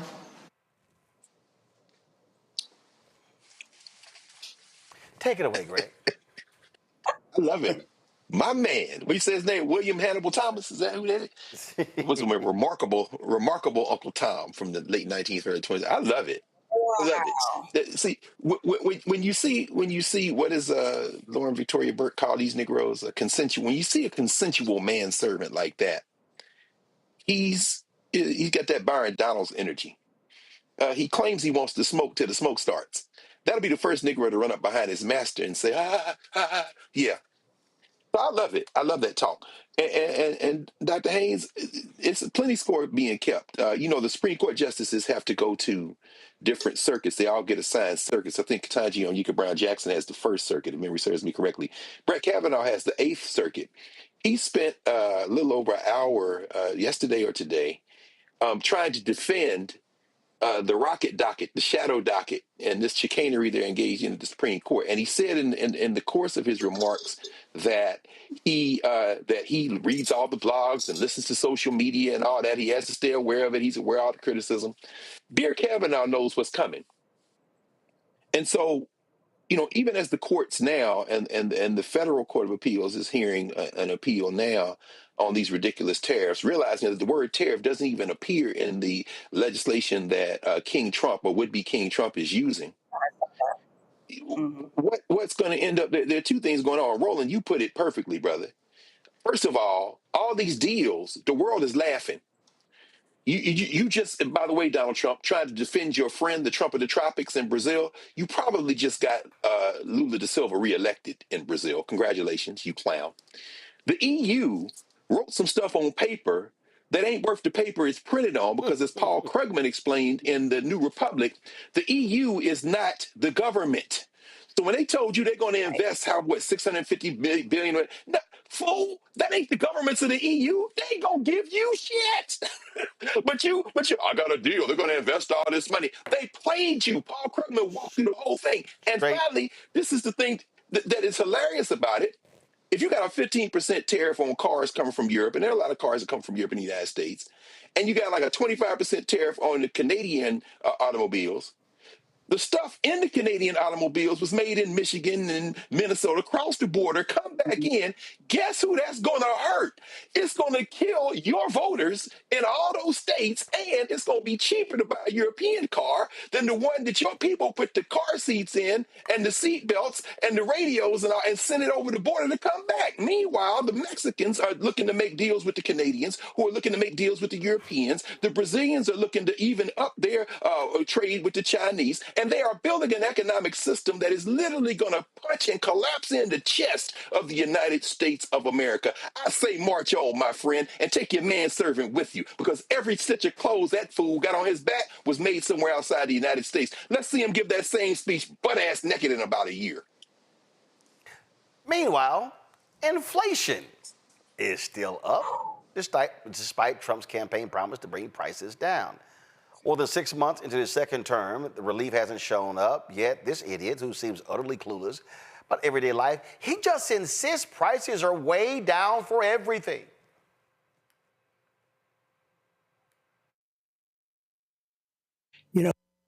If you think inflation I've already taken care of, prices are way down for everything, groceries, everything. In fact, that was a conversation on Fox News, and the help, Harris Faulkner, who claims to be a news anchor, who's really nothing more than a MAGA-loving Trump anchor, got bodied on her own show using a Fox News poll. Watch this. Who do you think this really does come down to, having to impress the American people right now? Is your party, Mike, you guys are not all moving in concert with one another? No, I mean, we lost the last election, so we're having a lot of tough conversations about how we build a new Democratic Party. That'll keep happening until we elevate a new candidate. What I'll tell you, though, is I think both political parties are completely out of touch with the day-to-day lives of most Americans. There's a lot of polling out in the last couple of weeks talking about how frustrated people are with inflation and pricing and housing and things like that. Inflation's at 2%. The GDP inflation's at 2.9%, actually, Harris. The GDP just popped to 3%. I mean, we haven't seen that in a very long time. If I could point you to Fox's own polling, Trump is negative 30% on pricing and the inflation. It's as unpopular as Joe Biden ever was. So the American people are pretty frustrated with where their lives are right now. There's a Navigator poll out just this morning or yesterday that has a lot of Americans saying they're worse off than they were 6 months ago. I love that when you get fact checked. Okay, all right, we gotta move on. I don't know why you brought that shit up. Make me look real stupid. But yeah, we gotta move on. So I don't know why you had to sit here and embarrass me on my own network, make me look like a fool. But then again, Harris Faulkner is known for never ever doing any kind of fact checking whatsoever. She just goes on and spouts all sorts of nonsense. But what you're seeing, though, is you're seeing the reality of what's going on. And see, what's been happening is all these companies have been scared to death to raise prices, Michael, because they want to piss Trump off. Now they're like, okay, you know what? We can't keep getting our ass kicked. We just can't keep doing that. So you got Procter & Gamble announces, yeah, we're going to raise this here. How about this here? 2022 when Biden was president, the price of beef was $4.50. Now it's $6.12, a new record. Boy, how about that, Michael? Boy, those prices are really tumbling down. Is that what we call new math? That when it goes up, it's down? No, that's Trump and the GOP's math.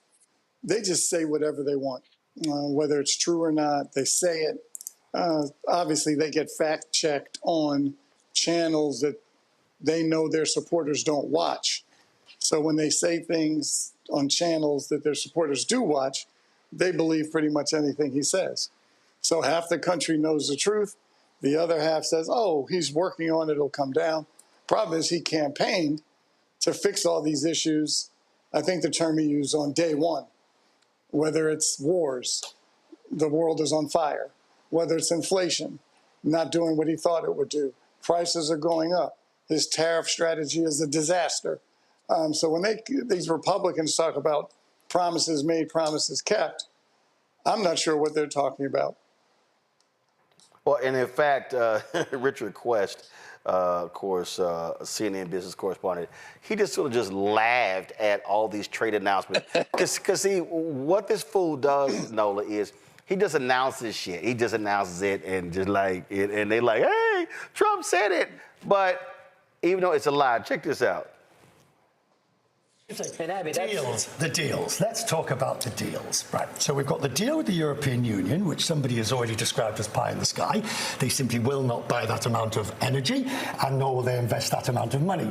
We have the deal with Japan, where nobody knows where the $650 billion worth of investment is going to come from. Nobody. The Japanese admit they don't know where it's going to come from. We've got the deal announced today with the South Koreans. What Donald Trump has brilliantly done, he wanted a headline number, and it's around 15%, but the underlying terms of trade deals are garbage. So Richard, what deal would you have preferred? How do you mean? Well, what details of a deal would suffice for you? Well, I would have liked them to have negotiated a proper long-term What's proper? deal. Let's focus on the word proper. Where the What's detail proper holds to up. you? Where the detail... No, because you keep saying this, but you're giving no specificity whatsoever. Well, I can sit here and name a whole bunch of random ridiculousness. That means absolutely nothing at all. With respect, no, because they've actually announced a European deal where supposedly $600 billion... So give specifics about what we would like to see. So they can't see me. Scott, give an alternative and give specifics for what would be a deal that would satisfy your critique. A long-term trade relationship deal that doesn't rely on a fictitious amount of investment. Okay. The Japan deal. Richard. I'm listening. The Japan deal envisages $650 billion worth of investment. But nobody says by whom or how or the penalty against. It is literally making it up. Look, because They're good at, Nola, making that shit up. Mm-hmm. Absolutely. They're good at it, and they have perfected how to be good at it. They say it confidently, and they overtalk you. They bully you, just like, what we just saw there. The expert was being questioned by someone who was just trying to deflect from what the guy was saying because it was landing and resonating with folks. But this issue about how they literally just say anything, and where media is right now, where corporate and mainstream media is right now, they're not going to push back. They're not going to ask any hard questions. And it was to shift that narrative because, everything was Epstein. I talked about this on my show, Nightcap on Tuesday. I talked about this very intersection, that this this EU tariff deal is designed so you won't be thinking about Epstein, which is why everyone should still be thinking about Epstein. Even if there's no there, this is an issue that really, really bothers him, and it bothers his base. So, the fact that he's doing, I'm not shocked that he's lying. I'm not shocked that he's making up deals that have no teeth. I'm not shocked about any of it. But here we are. He has successfully changed the narrative because we are talking about it. And what we're not talking about is Epstein.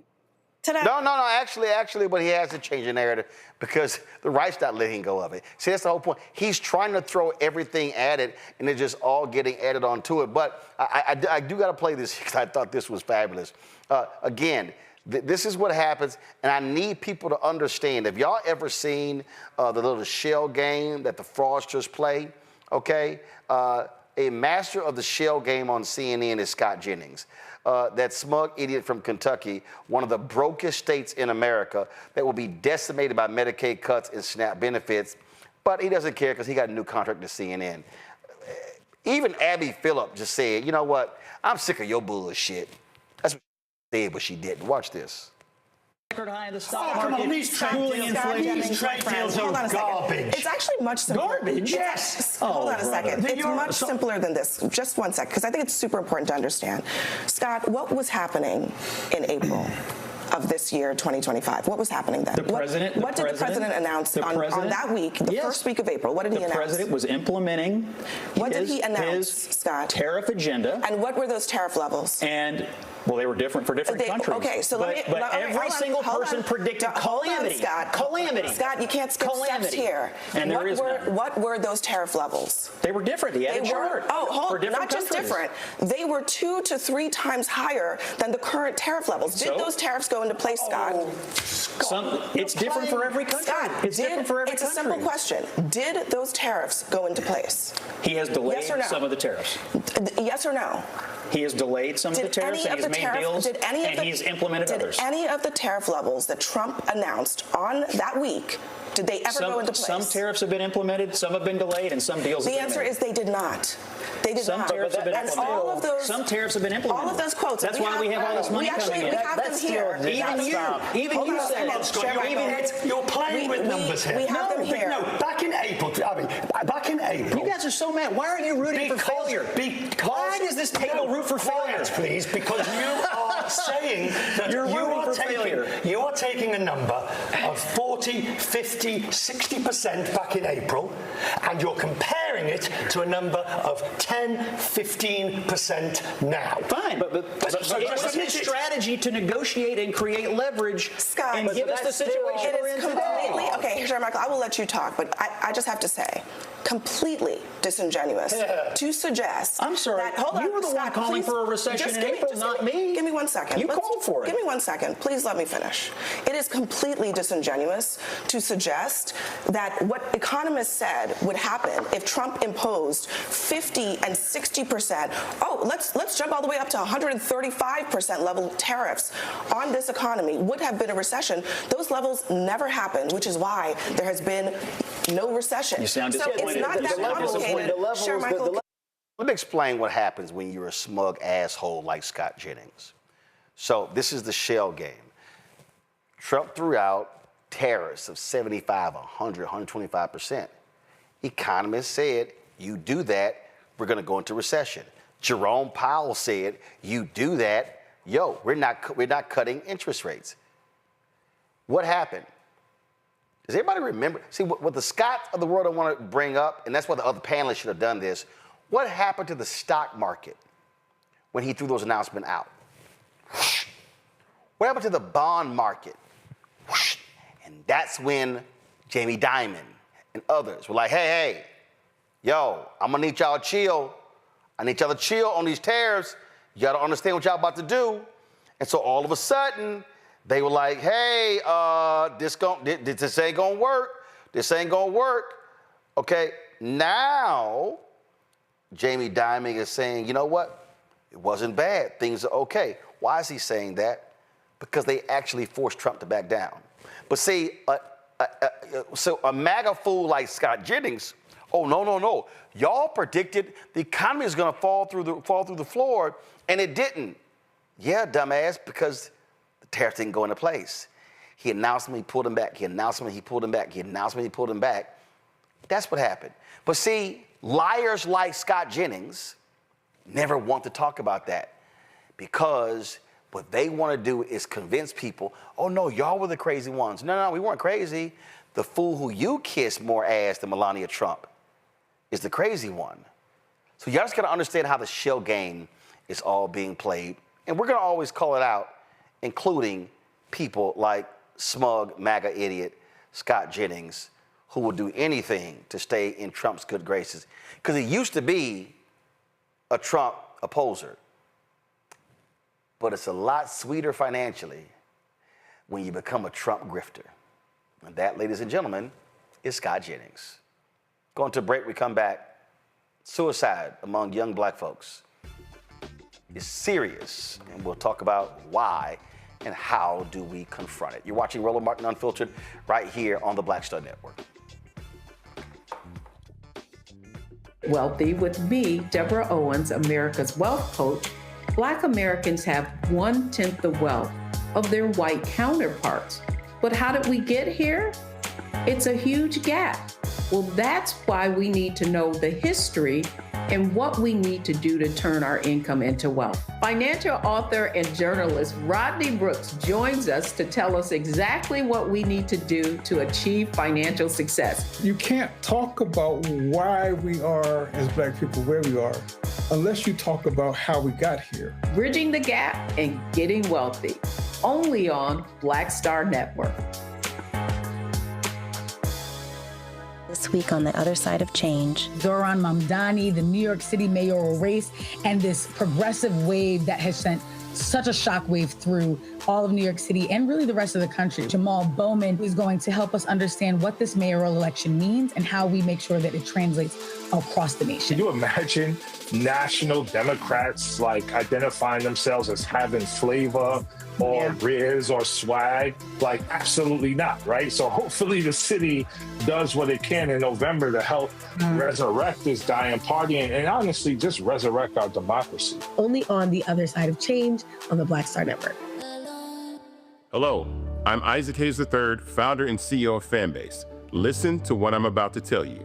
The window to invest in Fanbase is closing. We've raised over $10.6 million of our $17 million goal. That means there's room for less than 6,370 people to invest in Fanbase for the average amount. The minimum to invest in Fanbase right now is $399. That makes you an owner in Fanbase today. Go to startengine.com/fanbase to invest. Why? Because current social apps have taken advantage of users for far too long, with content suppression, shadow banning, harmful racist content, and no real tools for monetization and equity. Fanbase has over 1.4 million users and counting, allowing anyone to reach all their following and monetize their content from day one. Social media is the new TV, and whoever owns the apps that distribute that content have the opportunity to own potential billion-dollar companies. While big platforms with uncertain futures are failing to serve their users, Fanbase is stepping up to fill the gap. Don't wait until it's too late. Invest now, invest for yourself and your future. Go to startengine.com/fanbase and own the next generation of social media.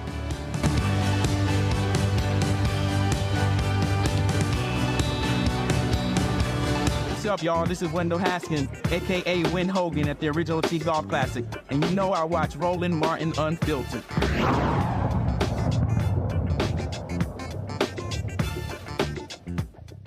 Folks, the rise of mental health struggles among young black youth is becoming a growing part of everyday conversation and could be impacting someone close to you. A recent report from the Acoma Project, a nonprofit focused on supporting the mental health needs of young people of color, reveals some alarming stats. More than 40% of black youth ages 13 to 17 seriously considered suicide in the past year. 38% reported engaging in self-harm. More than 16% actually attempted suicide at least once. Joining us now is Dr. Tatiana Melendez, a licensed psychotherapist and advocate for youth mental health. Doc, glad to see you again. I reached out to you because... How are you? Doing great. I reached out to you because someone I know, a friend, had to deal with this. She had a relative, and her relative's daughter took her life, 19 years old. And she said she and the family just totally devastated. I know several other folks, the same thing. And so for the longest, there was a huge gap between suicide rates among white youth and black youth. What the hell happened? I mean, I think we can look at a few things here. You know, some of the statistics you mentioned, as I kind of did a little bit of my own research just to kind of get an update. You know, it rose, I think, by 144%, which is the sharpest increase across all racial ethnic groups. And I think when you look at like the contributing factors, there's a lot of things. There's this growing crisis, and despite this historical misconception, the rates have soared. That's just what it is in the last 2 decades. And when you look at systemic inequalities, you have stigma, you have this under resource of mental health infrastructure. It all plays a role. And so I think if we can move into a space where we have culturally responsive, peer-led strategies, maybe more community-driven advocacy, accessible crisis support, we can definitely shift the narratives. But if we look back, in the 1990s, suicide was more common in adults. You see it now in young youth, children, and especially Black youth. And so I think with social media is one of the big ones. I dislike it, but it's there, it's out there, and we just have to figure out what we can do with it. One of the things that that we looked at here, this is the Journal of the American Academy of Child and Adolescent Psychiatry, says exposure to racism on social media and acute suicide risk in adolescents of color results from an intensive monitoring study. Now, the reason I pulled this up here is because you talked about social media. And I think it's very hard for baby boomers or even Gen X to understand that when we talk about millennials, generation Z, Gen Z, Gen Alpha, you're literally talking about people who were born into a social media world. Mm-hmm. So we can sit here, I see the memes, we talk about, don't mess with nobody in Gen X because they way tougher than you can think because we were latchkey kids. They talk about the rotary phones, the stuff, all the stuff that we dealt with when we were kids. But you're talking about kids who are completely inundated from the moment they are born. You got 2- and 3-year-olds who know how to navigate iPads and who can order stuff from Amazon. So now when you start talking about all the images, whether we're talking about weight and hair and color and race, all these different things, it is a different psychological attack than, frankly, what we had to deal with. Mm-hmm.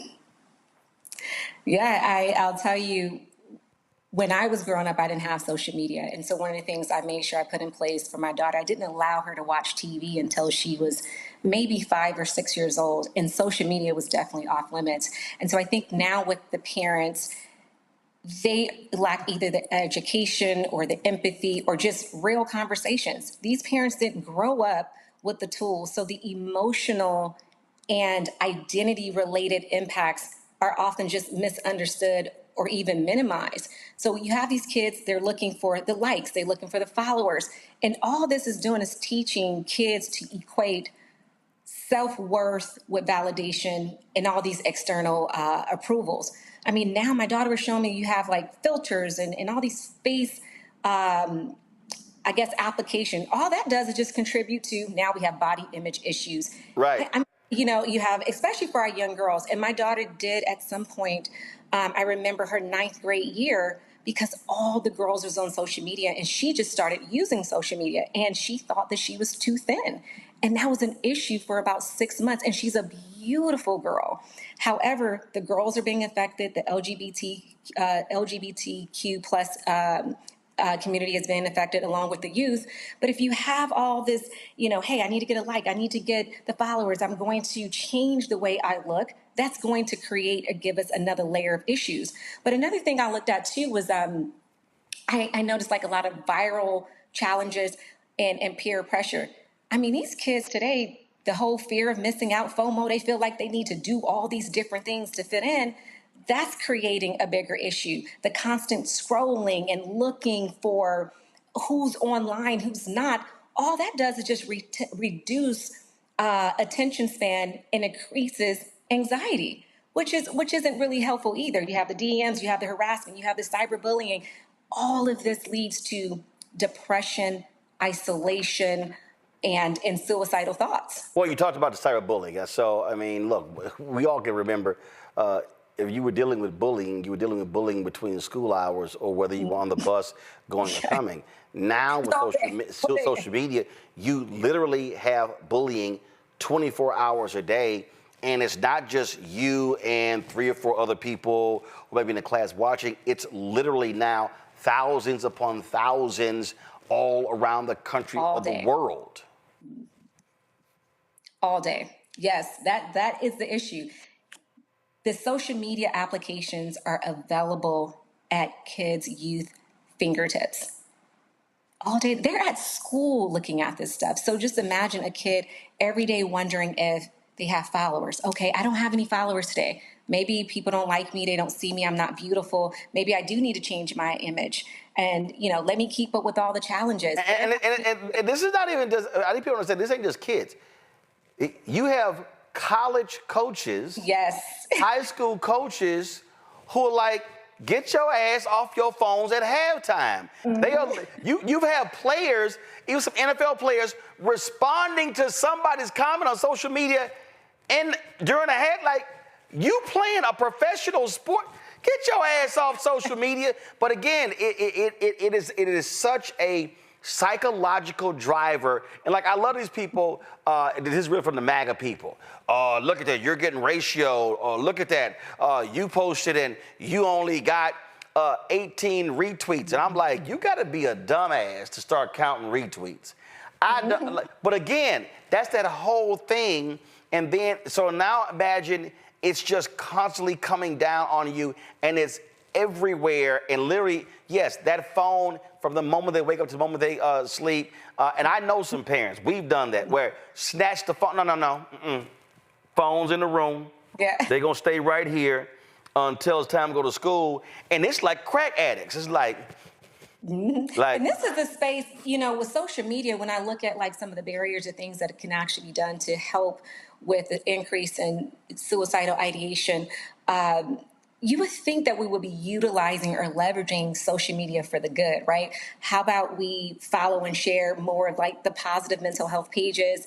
How can we encourage, the real storytelling and not just highlighting all these reels that are very toxic? And what can we actually do to call out some of this bullying and support kids who are actually struggling online? But this online interaction is very, very toxic. And we're going to continue to see an increase in suicidal ideation, or suicide is going to continue the way it is.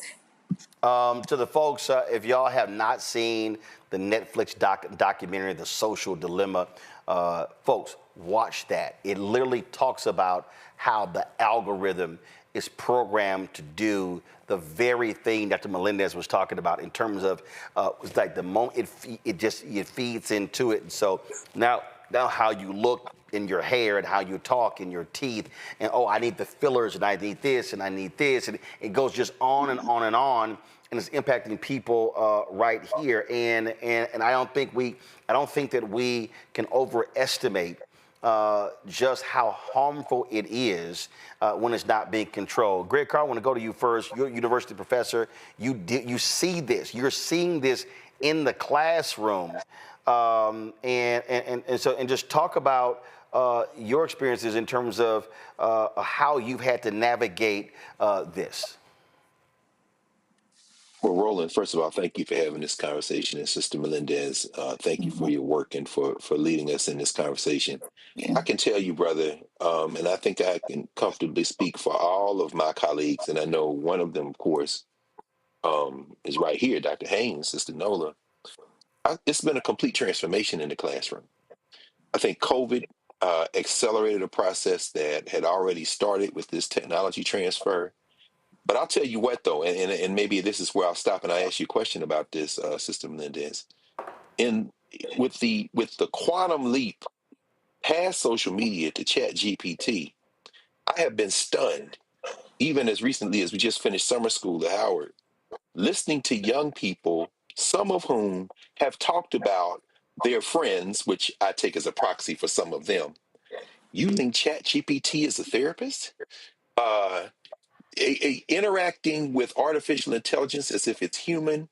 And we remember the movie a few years ago, Her, where Scarlett Johansson voiced the artificial intelligence, and this man fell in love basically with himself.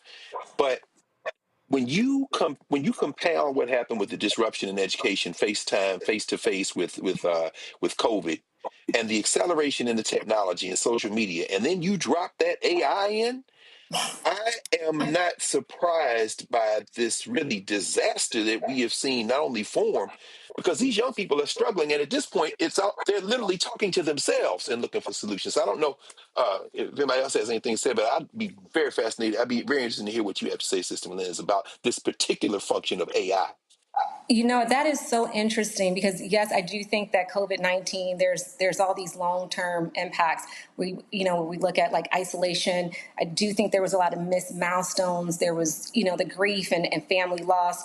Definitely, even for me, just been a mental health professional, there was a mental health system overload where it literally widened the gap between the need and support.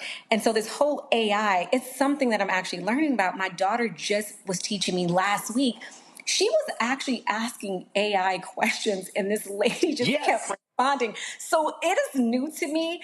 And I mean, it was anything like, how do I need to tell my friend, that she shouldn't be sleeping unprotected? And it literally gave her a whole narrative of like what she can say. And so for me, this is new. I would be interested in learning more about it. But again, I think it's great. And even though we have that, I do think when we look at Black people in particular, there's still this unique, profound set of obstacles. So we can have the AI, but then there's still the stigma, there's the shame, there's this emotional distress that goes unspoken. And I do think that, we still need to have therapy, because it's one of the things that actually, help. You still have the financial and systemic, barriers that come up, all the high costs. I try to offer low cost therapy as much as possible, but then you have transportation issues. You have a long wait because we can't see everyone, and so I do think the AI is great. I just want to make sure that we're not moving away from like traditional therapy, especially because AI, we don't know how intelligent it is or what they're actually going to be telling clients. And so, I just want to make sure that because there's a culture of mistrust, we want to make sure that, clients are able to trust the mental health system, but we need something that's in place that actually works. Absolutely. Nola, you're in the classroom as well. So again, what we are seeing young folks today who are experiencing classmates taking their own lives, and they're dealing with, in inner cities, dealing with a level of debt that we never ever saw as well. So all of this stuff is compounded. Go right ahead, Nola. Absolutely. And again, I want to thank you both the way that Greg did for talking about this. Additionally, there's also a lot of awareness that's happening around sex trafficking in the Black community today, actually. So I'm happy that people are talking about these issues that are typically taboo and left in the vault, right? And in the community vault, right? But, one of the things that I see in my classroom, my students will pay attention because I still old school lecture, but it's the conversations that you hear when they're settling into class and when they're leaving class. And it typically is some level of insecurity that they're grappling with. And one of the things that this takes me to is the Dahl test and Brown v. Board. And it takes me there because I wonder, is there some way to be able to measure or to be able to kind of like locate, the effects that this is having on young kids before they get to suicide? You know what I'm saying? Like, is there some sort of preventative measure that can happen so we can catch this before the insecurities just grow in so many different directions that there's just nothing left to do because their entire lives are not only recorded, but they're scored. Mm-hmm. I grew up as a zillennial, where men have their score keeping and women, we have our score keeping, but these kids are literally score kept on every facet of their lives. Are there some sort of preventative measures that your community, Dr. Melendez, is talking about to try to help before the suicide part? Is there some sort of social, some sort of social scientific test that can kind of measure some of this to kind of give answers. Those are the things that I'm thinking about. But it's, when you first meet a client, you complete something called a biopsychosocial, and this really helps locate and prevent suicide. So you're asking the questions to determine early risk factors, right? And once you can locate that root cause analysis if needed, you then implement some preventive strategies to address the root cause of the emotional distress.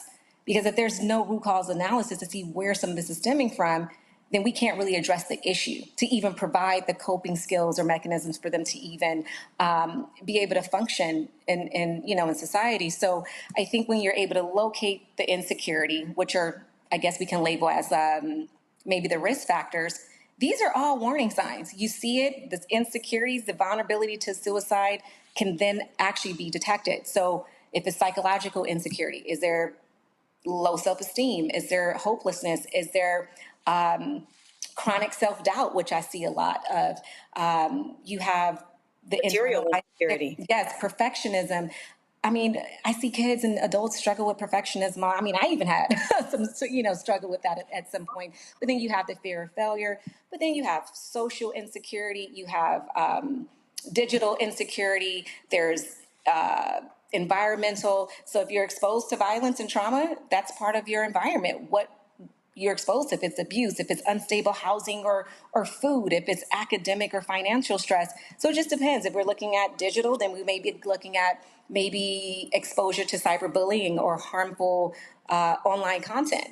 So it just depends. And you won't be able to determine that until you actually meet with a client to understand, hey, maybe there's some verbal or behavioral signs. Is this person talking about death? Is this person feeling like maybe they're a burden to another person? And then you'll start seeing those signs, those red flags where this person is withdrawing from another person, they're losing interest in maybe some activities. I mean, you start seeing people give away possessions, they're writing about death. And so it's all about getting them into the room, getting them on the phone, getting them on a call, and talking and having real conversations. I have a quick follow-up, and I'm getting Girl, doggone well, Michael is sitting there waiting to ask a question. So you need to wait your turn. No, see, let me teach you something, Nola. You might be all your little foreign policy stuff. So let me explain you how we journalists do it. We say, I have a question and a follow-up. Well, I did say follow-up. No, you didn't. No, you didn't. No, you did it after the question. Michael, go ahead with your question. Nola gotta wait. So, Nola, I'll give you some of my time, so I'll be very quick. No, you can't do that. Only the timekeeper can do that. Go. Ask your question, Michael.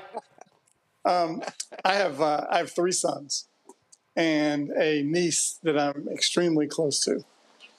I'm trying to figure out, do you see a difference with the social media with males and females relative to impact? And I asked that in the context of, no, they're not the same age, but I asked that in the context of my niece seemed to have a larger issue after COVID than my sons did. So I was wondering if there's a gender issue both with social media and related to COVID. With COVID, I saw both male and female. I do think there was, I did see more females. I think with the psychological effects, it was more of the body image issues in comparison. I didn't really see where my males were struggling with the body image, because the girls, the women are doing all the filters, the influencers, the unrealistic, standards. I also saw where females, it was more anxiety, more depression, more self-esteem, but they also was experiencing more of the cyberbullying because it had to do with the appearance and maybe social belonging. So it was this like a pretty girl syndrome. Be smart, be beautiful, be kind, be social. I found more of that with the girls. And then, if you did show, yourself in a bathing suit. Then you had like the slut shaming that followed that. So they're like, okay, let me show myself, let me be beautiful. But then on the back end, it's like you're being sexualized, or the slut shaming comes in. And this was happening mainly with my Black and Latina girls. But then you do have the males, you know, the humor, the politics, the sports, the debates. It created some engagement, but I also think that it created more exposure to maybe toxic masculinity. It encouraged the guys, hey, I need to be more dominant. And all they were doing was just avoiding the vulnerability part of it. So that risk of maybe emotional suppression, I saw more with males, which then of course led to more aggression. So when these clients would come, it's like, you have all this internalized depression. What is going on here? So I think those are the main two things, male versus female. Well, I think what you also are dealing with is you also have these expectations. A young lady who I think was Miss USA or Miss America, I forgot, who jumped from a building in New York City, who, I mean, was an amazing lawyer and accomplished, and it was like it was never enough.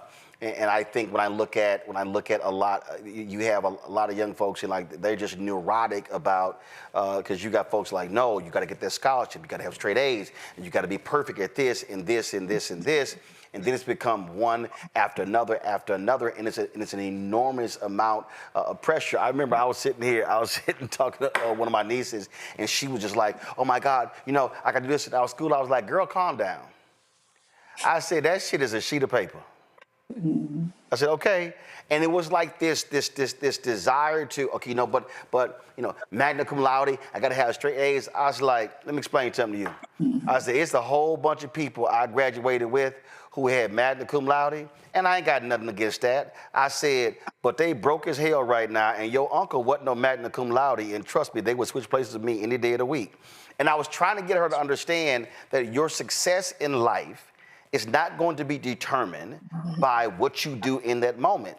And we've seen this. We've seen young people who are highly accomplished, and it's never enough. And you have parents and others, and it's constant pressure. And no, you got to be great at it. And a lot of times, I'm with some of these parents like, yo, I need y'all to relax.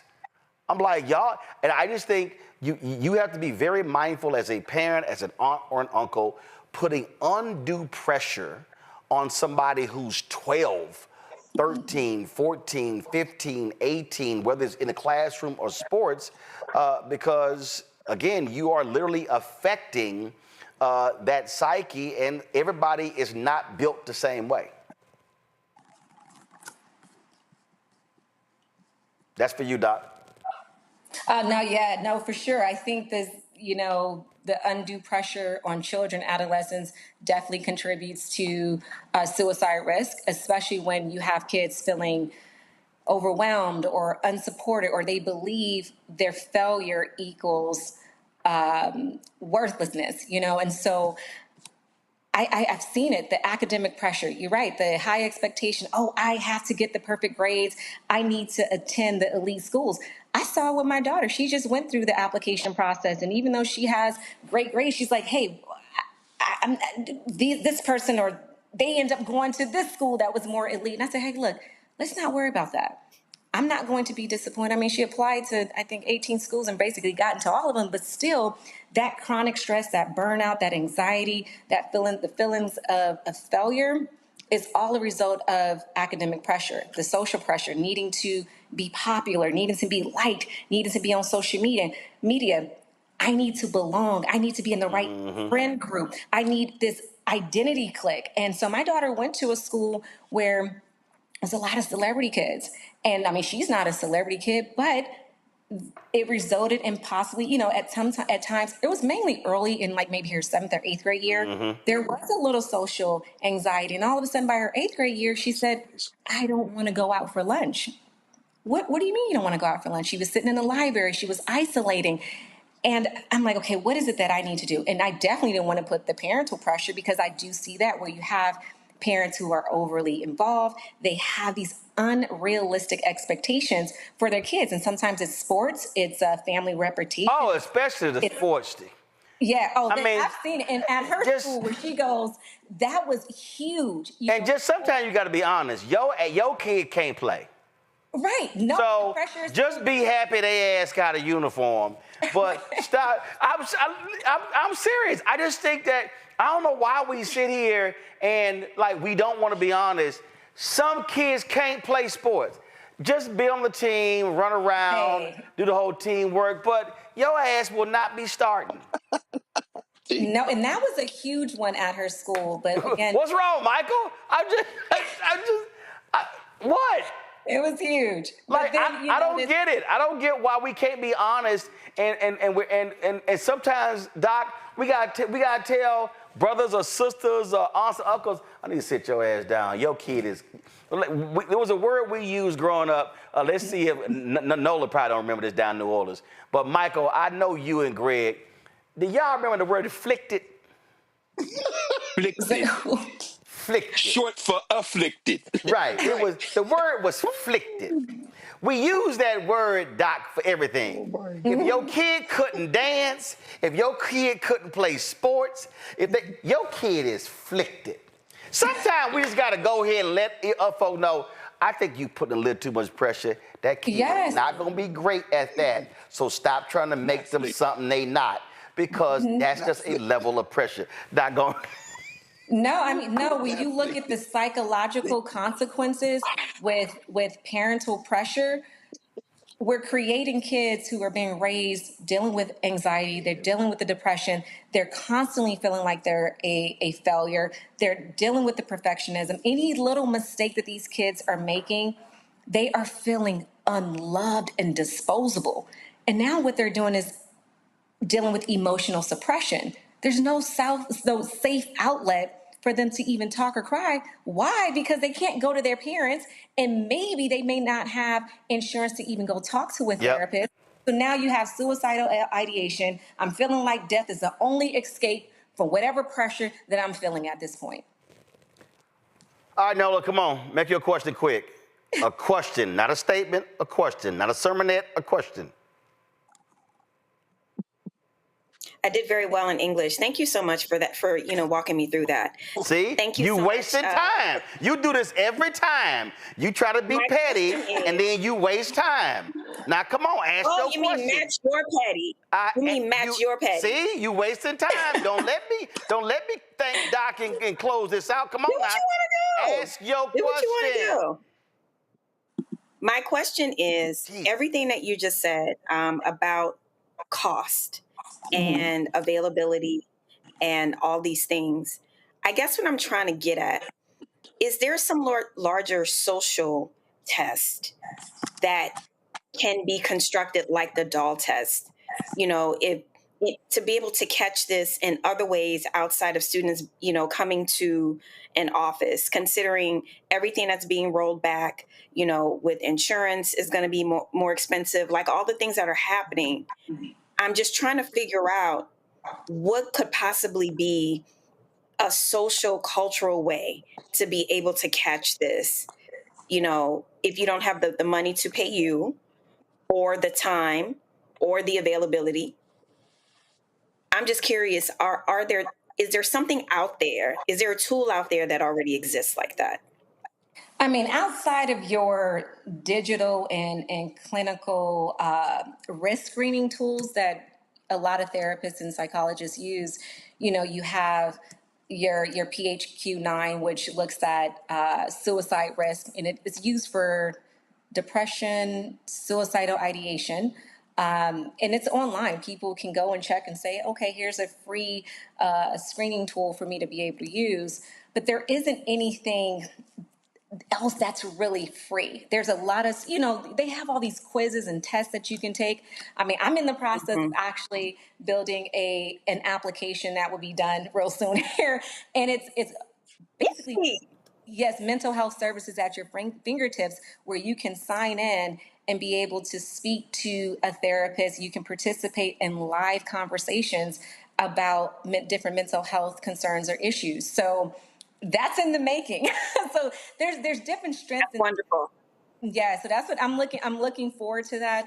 But yeah, I mean, you have the SVQ, I think, which looks at, it's short, it's a few questions. But I will tell you the challenge that I'm seeing, I was just working with a group of kids, they can't read. So even if they administer this test for themselves, you give it to them and say, hey, answer these questions, these kids could not read. Hell no. So I had to have someone reach out to these kids, actually ask the questions every 2 weeks to keep up with where they are with their emotions and feelings. So that's an issue in the Black and brown community. It's huge. They cannot read. But they're on social media. They're on social media. So. Well, I'm gonna tell you right now, it has nothing to do with this particular issue, but my greatest fundamental issue that I have with 2 or 3 generations is the inability to think. And I think part of this thing, Doc, as you were talking about, how do we communicate? I think there's so many people who are parents who want to give the answer, where I'm a firm believer, no, I'm gonna need you to think your way through this. I'm gonna need you to be able to express yourself and talk, but think. And I think thinking and processing are 2 of the greatest problems that we have today. And so when you're having these conversations, they literally can't even articulate what the issues are because we have not created spaces to force them to think. Yeah. And process. And that just to me, and I think we see it in classrooms. I see it all the time. Right interns think. Putting them on blast. What? Oh, they are all 5 of them know. Yeah. Oh, they know. They know. Oh, trust me. Oh, trust me. They know. Again, so we have think sessions. I ain't giving you the answer. You got to think. But again, this is something that, for me, I did this with my nieces when they were early. No, I'm not giving you the answer. Yeah, I'm not.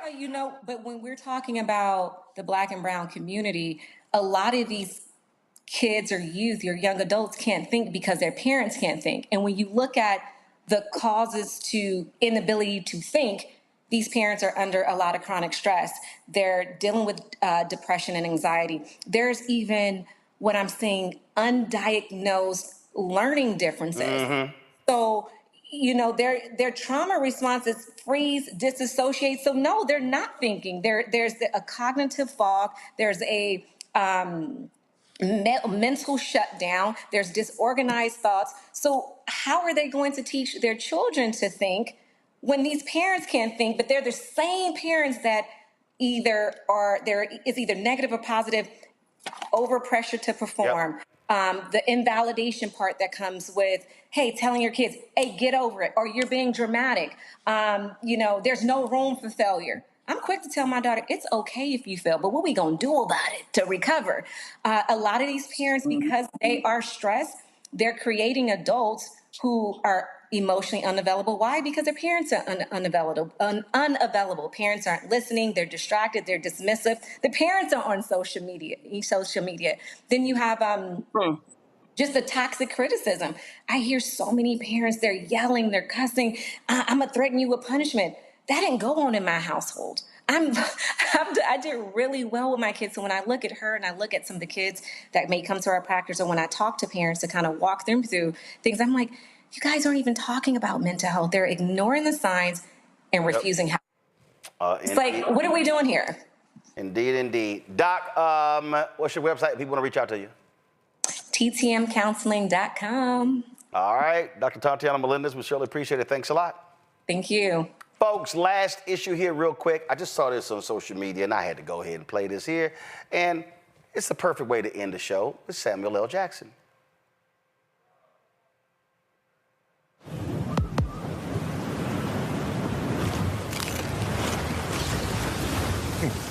Motherfucking wind farms. Loud, ugly, harmful to nature. Who says that? These giants are standing tall against fossil fuels, rising up out of the ocean like a middle finger to CO2. Deep beneath the waves, they can become artificial reefs, creating habitats for sea life to grow.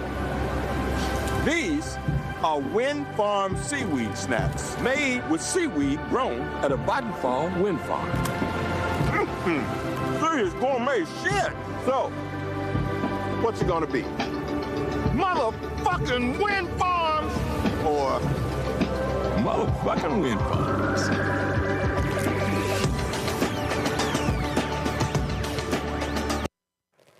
Oh, man, there you go right there. So now that's selling the product. We ain't selling the product, but, you know, anytime you get Samuel M.F. Jackson, you got to go ahead and just play it. All right, y'all, that's it. We got to bounce tomorrow. Got a great special edition of the show. We're going to have 2 fantastic book interviews. Ellie Mitchell talks about his particular new book, about some new laws that should be written. And the second is going to be a book author talking about the group of black paramedics in America. The first paramedics in America, African American out of Pittsburgh. You don't want to miss those 2 conversations. All right, folks, support the work that we do. Join our Bring the Funk fan club. This is how you can support us. Join our Bring the Funk fan club, Cash App. Use a Stripe QR code right here. Check that out. Of course, you can use that for credit card applications, credit card sales as well. Check some money order, make it payable to Roland Martin Unfiltered, P.O. Box 57196, Washington, D.C., 20037-0196. PayPal's R. Martin Unfiltered, Venmo RM Unfiltered, Zelle, Roland at RolandSMartin.com, Roland at RolandMartinUnfiltered.com. Download the Black Star Network app, Apple phone, Android phone, Apple TV, Android TV, Roku, Amazon Fire TV, Xbox One, Samsung Smart TV. Be sure to get my book, White Fear, How the Browning of America is Making White Folks Lose Their Minds, available at bookstores nationwide. Also, of course, get our Roland Martin Unfiltered swag by going to shopblackstarnetwork.com. Shopblackstarnetwork.com. You can check it out there as well. Then, of course, if you want to get our black-owned products, support them by going to our marketplace at shopblackstarnetwork.com. Also, if you want to download the app Fanbase, do so by going to App Store, the Google Play Store. And if you want to invest, go to startengine.com/Fanbase. Folks, that is it. I'll see you tomorrow right here, Roland Martin Unfiltered on the Black Star Network. Holla!